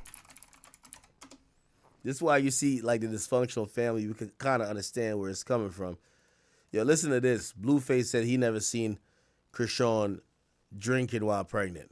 Come on, man. Like, yo, we got the video, man. Krishan pregnant with a bottle of Hennessy. Bro, we seen it, bro. She was in a car or something like that, bro. Come on, man. We all seen it, bro. Krishan was drinking while pregnant, man.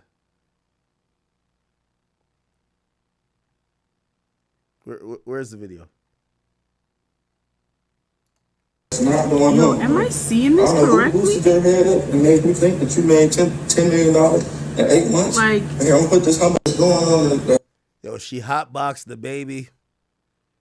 The baby got 9 months of getting hotboxed and fucking baptized in cognac, nigga.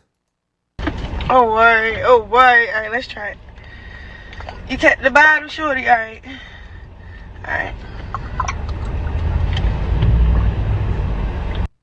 I ain't gonna cap with you, man. Bad work, man. Nasty, nasty work. Let me show you that one video. There's a video of her being in, like, a truck drinking.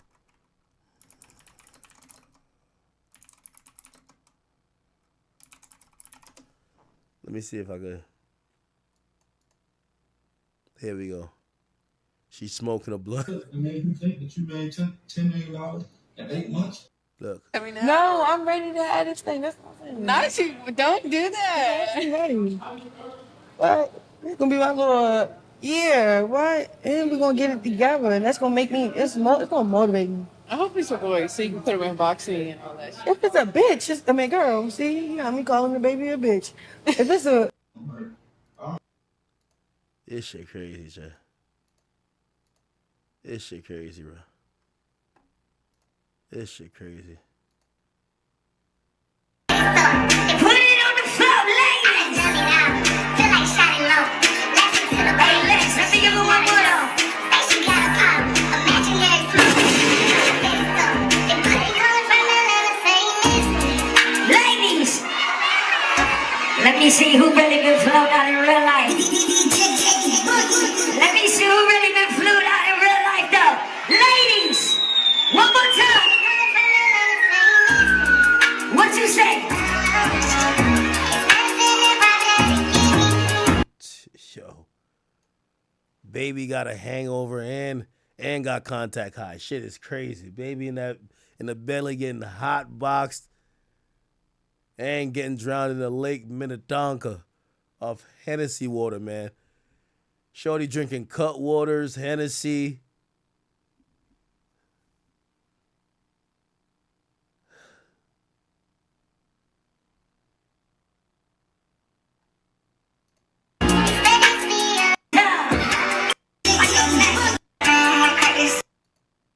Damn, fucked up.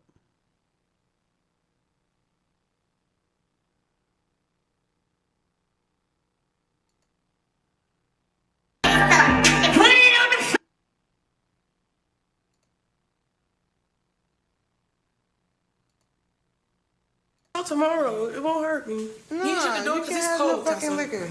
You don't want to have a kid? I don't want to have a kid either. I got my passport, my license. I'm about to get the fuck up out of here. Where the fuck you going? Where you going? To another country. You still can't have a baby in another country. Your life. No. Alright, why do you feel like you need to leave, Sean? What? We changing the subject. Oh, word. Change it. Yeah. Let's talk about No, the important part. But we're not doing that. We don't believe in it. Come on, we're not. I have 6 and you That's know. some cornball shit. We're not corny. I ain't gonna lie. I think if the kid is disabled, Zeus should fucking have to pay some money too, bro. Yo, Zeus was recording this type of behavior, bro. You get what I'm saying? Anyway, according to Blueface, he never seen her drink. While she's pregnant, she's drinking and smoking. Oh. There's a video of her talking about it. I think there's actually a video of her drinking, possibly, or talking about it. And, I'll tell you this. She never did that around me. Right. Well, for example... Smoking, yeah, but she never drank around me. Well, the smoking is serious also. While she's pregnant, she's drinking and smoking. Oh. You're embarrassed because you did that to him.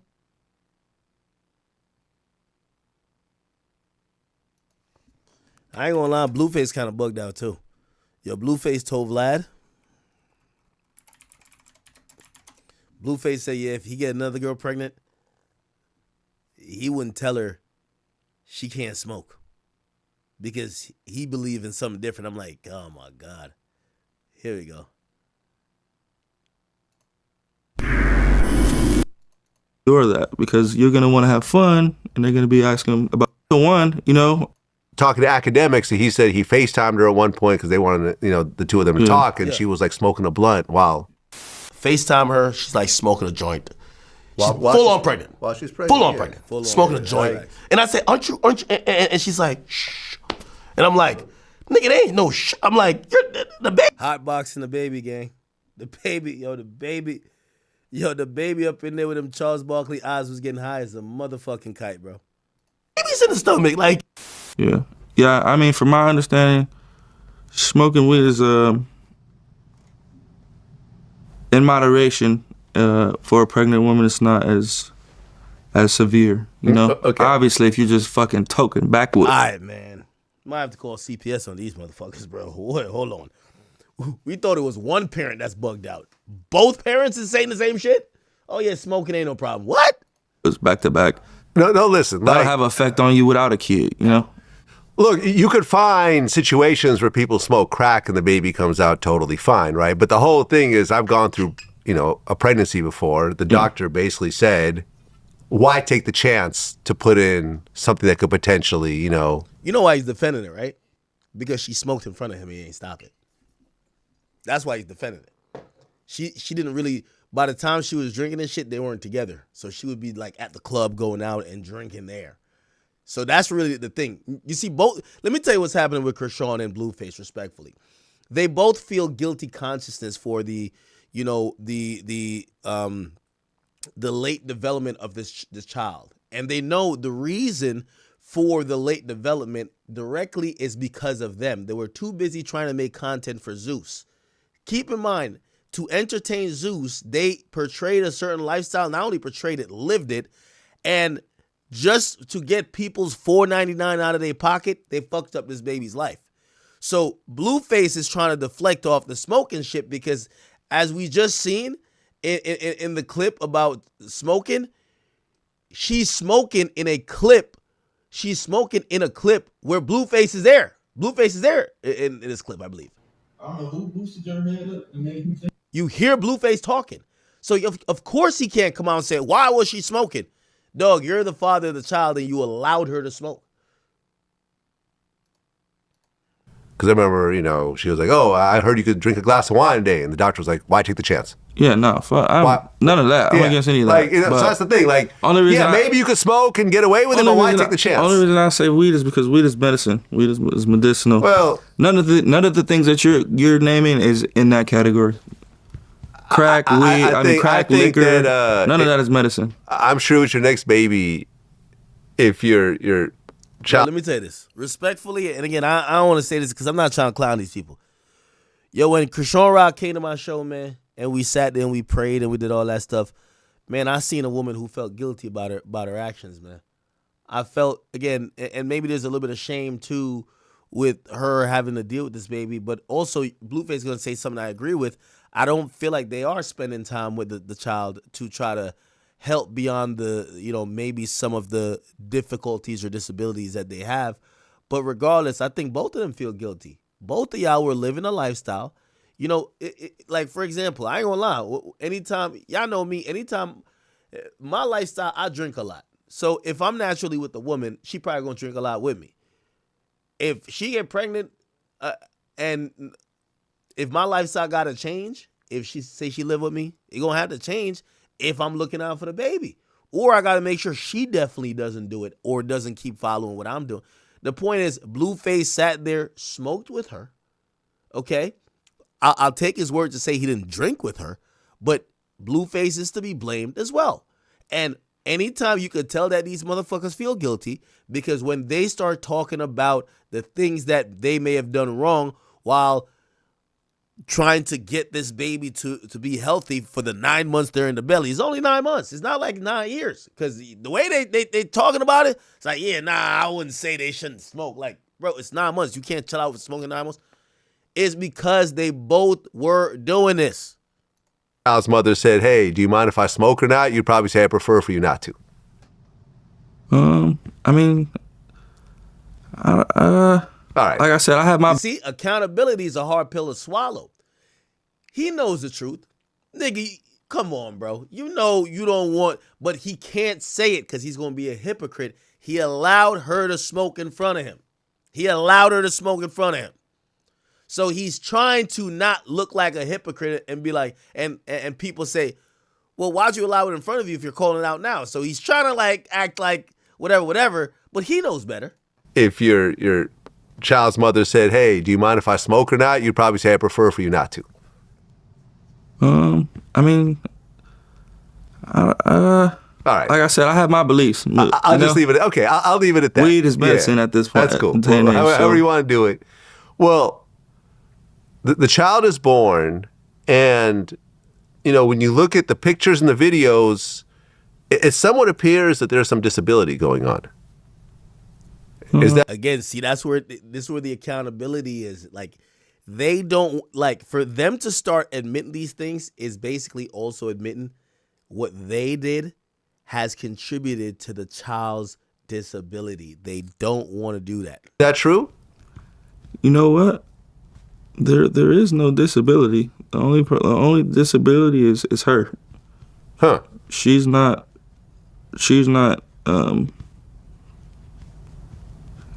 How can I say this? She's not like into it enough. You know what I mean? So the things you normally do with kids and how they start off walking and talking, it's a build up to that. And it takes a lot of you walking and talking to them. Okay. And that's where she's like. Chat, I don't know too many about kids. I don't have kids, but it's very easy to kind of figure out. And again, honestly, I do think that clearly they messed up, but they should, while trying to get the kid up to speed and overcome some of these difficulties, they shouldn't have the kid on camera all the time. You get what I'm saying? Because now you make it a focus of conversation, and especially, like, I think he's kind of right about Krishan. I think Krishan's a little bit embarrassed. But just Google it. When does a baby talk? It says baby usually say their first words around 12 months of age, although the range is between 8 and 15 months. Okay? Let's do the math. How old is Krishan Rock baby? It's 2 years old, actually 2 years and 2 months. So basically it's 26 months. So the range of when a baby talks is 8 early, 15 a bit late. This baby is 10 months past that, and this baby is on mute. This baby is still, this baby is on the set of Half Baked, on the set of How High, like still getting, like the hot boxing is still taking its effects, and the pure alcohol. Not doing enough at. All right, because a lot of people think he can stand, Okay. He can move. He's very agile. He's very mobile. He talks? He doesn't talk. He makes noises and stuff. You know, you can tell, like, if you put the time into it, it'll happen. And I agree with that too. It's going to take time. It's going to take some time. And that's the only thing I will say that Blueface I like about him being home is that he seems to not give a fuck what people are saying about his kid. He's like, I love my boy, and I'm going to get him up to speed. Rather than, I think Krishan just wants him there to be in the background of the thing, but she wouldn't, as much as she like showing him off, she wouldn't show her trying to work with him on some of the things he's struggling with on camera. She just wants him as a prop. He's admitting it, and he don't give a fuck. Again, we've seen a video of him trying to get the baby boy to stand. But if you don't, it's not gonna happen for any baby, gang. Like, if you have a baby and you leave him in the stroller all day, or you just leave him. I started talking at 4 months. I ain't even gonna lie to you. 4 months. Popped out the joint. 4 months later, shit. I'm speaking. I ain't even gonna lie to you. Easy. You're not as intuitive and tender. You're not putting on these kid shows and things for him to see and hear kids, and any child's gonna be behind.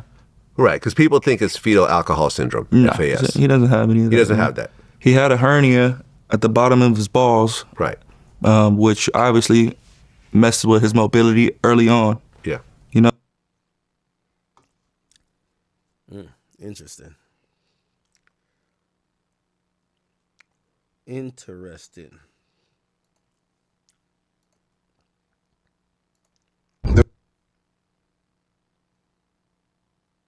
reason I stopped talking to her, to that trash ass bitch, is because when a nigga Fetty Wap was out of jail or whatever, it's during COVID or whatever, Fetty Wap at her house.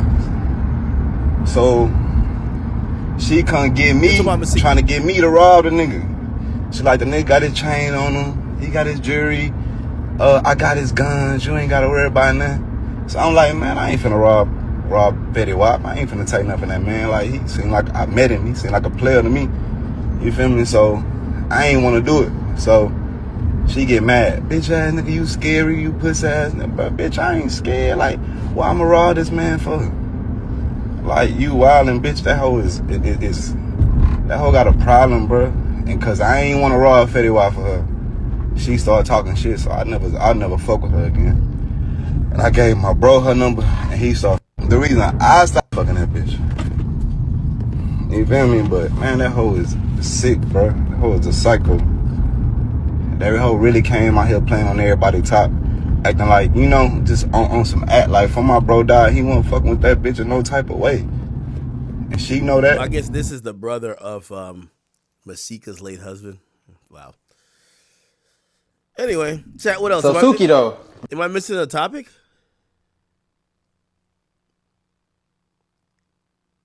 Before we get into that, though.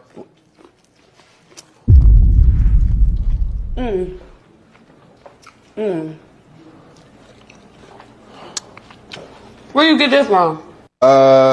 It depends. Sometimes.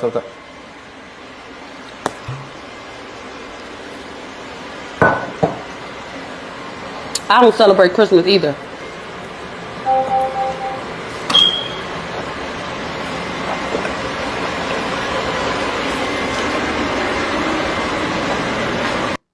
Maybe 6ix9ine was right, y'all. I ain't gonna lie. Maybe 6ix9ine was right. We love you. I love you, Sukiana, but come on. 6ix9ine might have been right, bro. Yo, this is crazy, bro.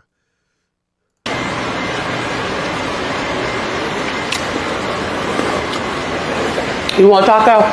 That shit good. So Suki. Wow. What the heck is this versus? I don't know. I'm not running to the internet about Masika. That's the thing. I never did. For one, I only tagged Masika because when we talked on the phone this morning. Dad said you didn't know how to cook until you guys got married. The devil is a lie. I was making soul food before I even knew him. He said you took cooking classes. Who the heck is Pilar? That's her Dad said you didn't know how to cook until you guys got married. The devil is a lie. Oh, this is Deion Sanders' ex-wife? I wonder if Carucci know how to cook. He left her for Deion Sanders left her for Carucci, right? Holy. I was making soul food before I even knew him. He said you took cooking classes. No, that is true. You guys believe it. You guys just let him lie to you all the time. Is that true? I keep everything on a 50-50 spectrum. But I don't know why. Why would you do that? He could say that. I'm just in the middle and I just hear both. But why would you do that? I asked the question that need to be asked. Yes, what? Dad, did you take cooking classes? No.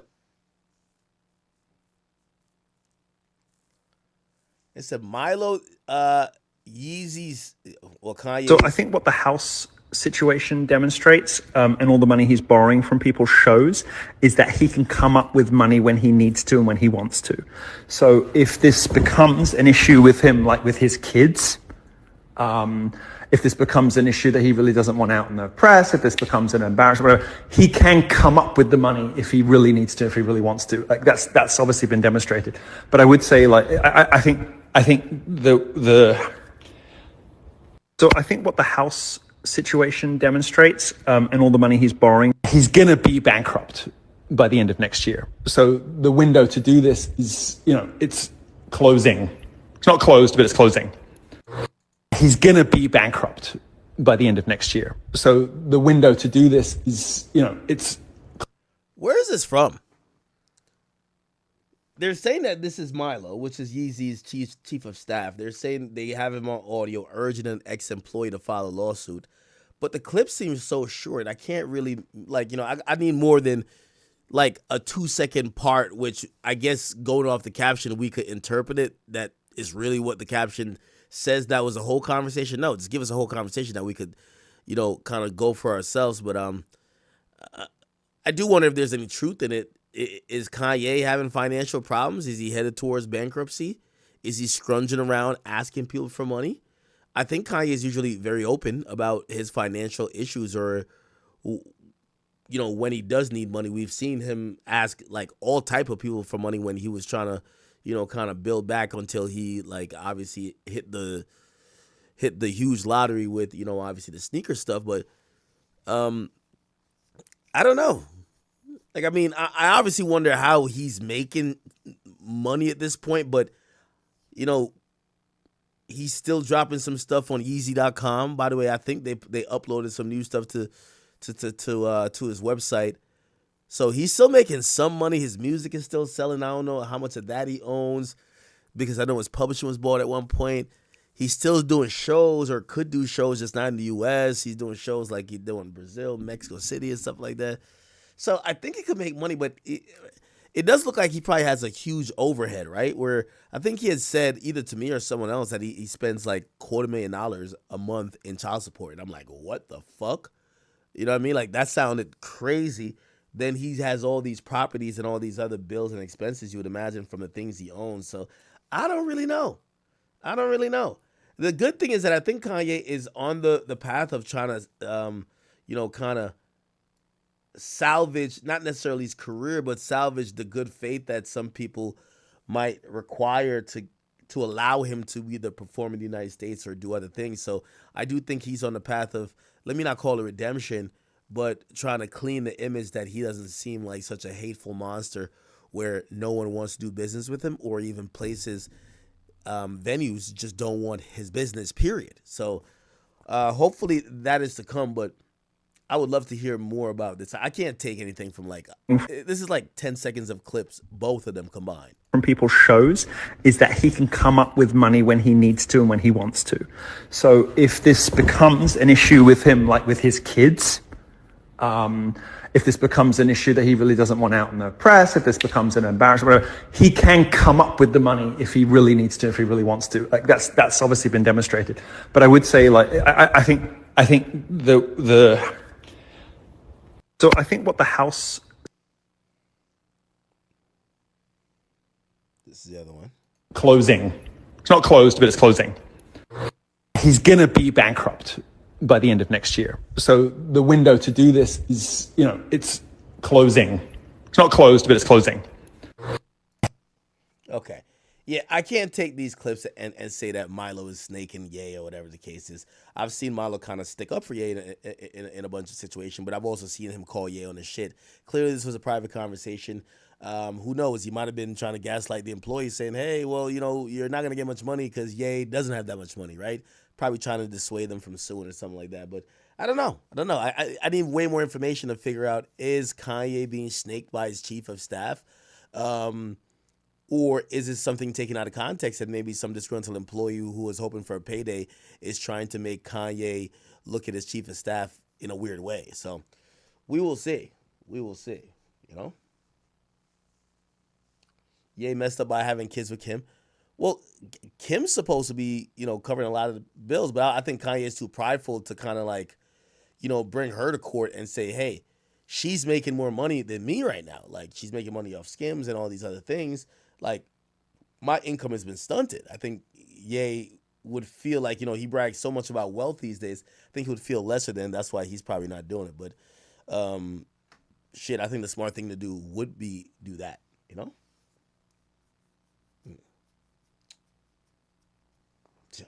Anyway, chat, I'm going to call it for the night. It is 3:41. We did get to 4 hours today on the stream. I'm sorry what happened with Kick. I'm going to have to fix my resolution problem, which, again, I guess I'm streaming too high of a resolution for Kick to get it. But apparently there's a way that I could still have this quality or perceived quality, but it'll just be downgraded on Kick to 1080p. But hopefully I want to keep the 4K on these other outlets. So we will see. Chat, thank y'all for watching tonight. Thank you for everybody who was very generous with y'all donations. But more than that, thank you for being generous with your time. Again, we're streaming every day until the end of the year. And again, I did miss Christmas. Not Christmas. I missed Thanksgiving. But I think you guys are more than understanding. That was a day for family. And it was just kind of, I couldn't make it that day. But ever since then, we are on the wall. So, pause, by the way. But yeah, thank you guys for watching. I will be back tomorrow. The goal is to be back on at a very earlier time tomorrow instead of a time where you guys are kind of like, either in or out of sleep, or maybe the only people who really are up are the people trying to survive an overnight shift. So I'll see you guys tomorrow. Thank you guys for watching. And thank you guys for the people who got displaced from Kick tonight. If you went to Rumble or you went over to YouTube, make sure you guys have accounts on all platforms. I want to mention 2 more things again. Remember, we are trying to get to 1 million followers on King Academics by the end of the year. We are at 989. So please, if you haven't subscribed to King Academics, go subscribe. We're trying to get to 1 million followers by the end of the year. Also, lastly, oh my God, I always go to here. It's Black Friday weekend. And if you go to theakademy.blog, you guys will see that there's heavily discounted everything, okay? Some of the stuff are actually sold out. Like, I think this is almost sold out right here. This is only one size left. But you guys could go in there and go get, if you've ever wanted merch or any type of thing, period, you could get them for a discounted rate, from pins to dice to cars to socks to shorts to hats to shirts. I know this is kind of out of season, but we got Hawaiian shirts to varsity jackets. All right, so you guys, thank you for supporting, and thank you guys for watching. I will be back on tomorrow, hopefully at an earlier time, and I apologize a little bit for the tardiness tonight, but thank you for your time nonetheless. All right, chat.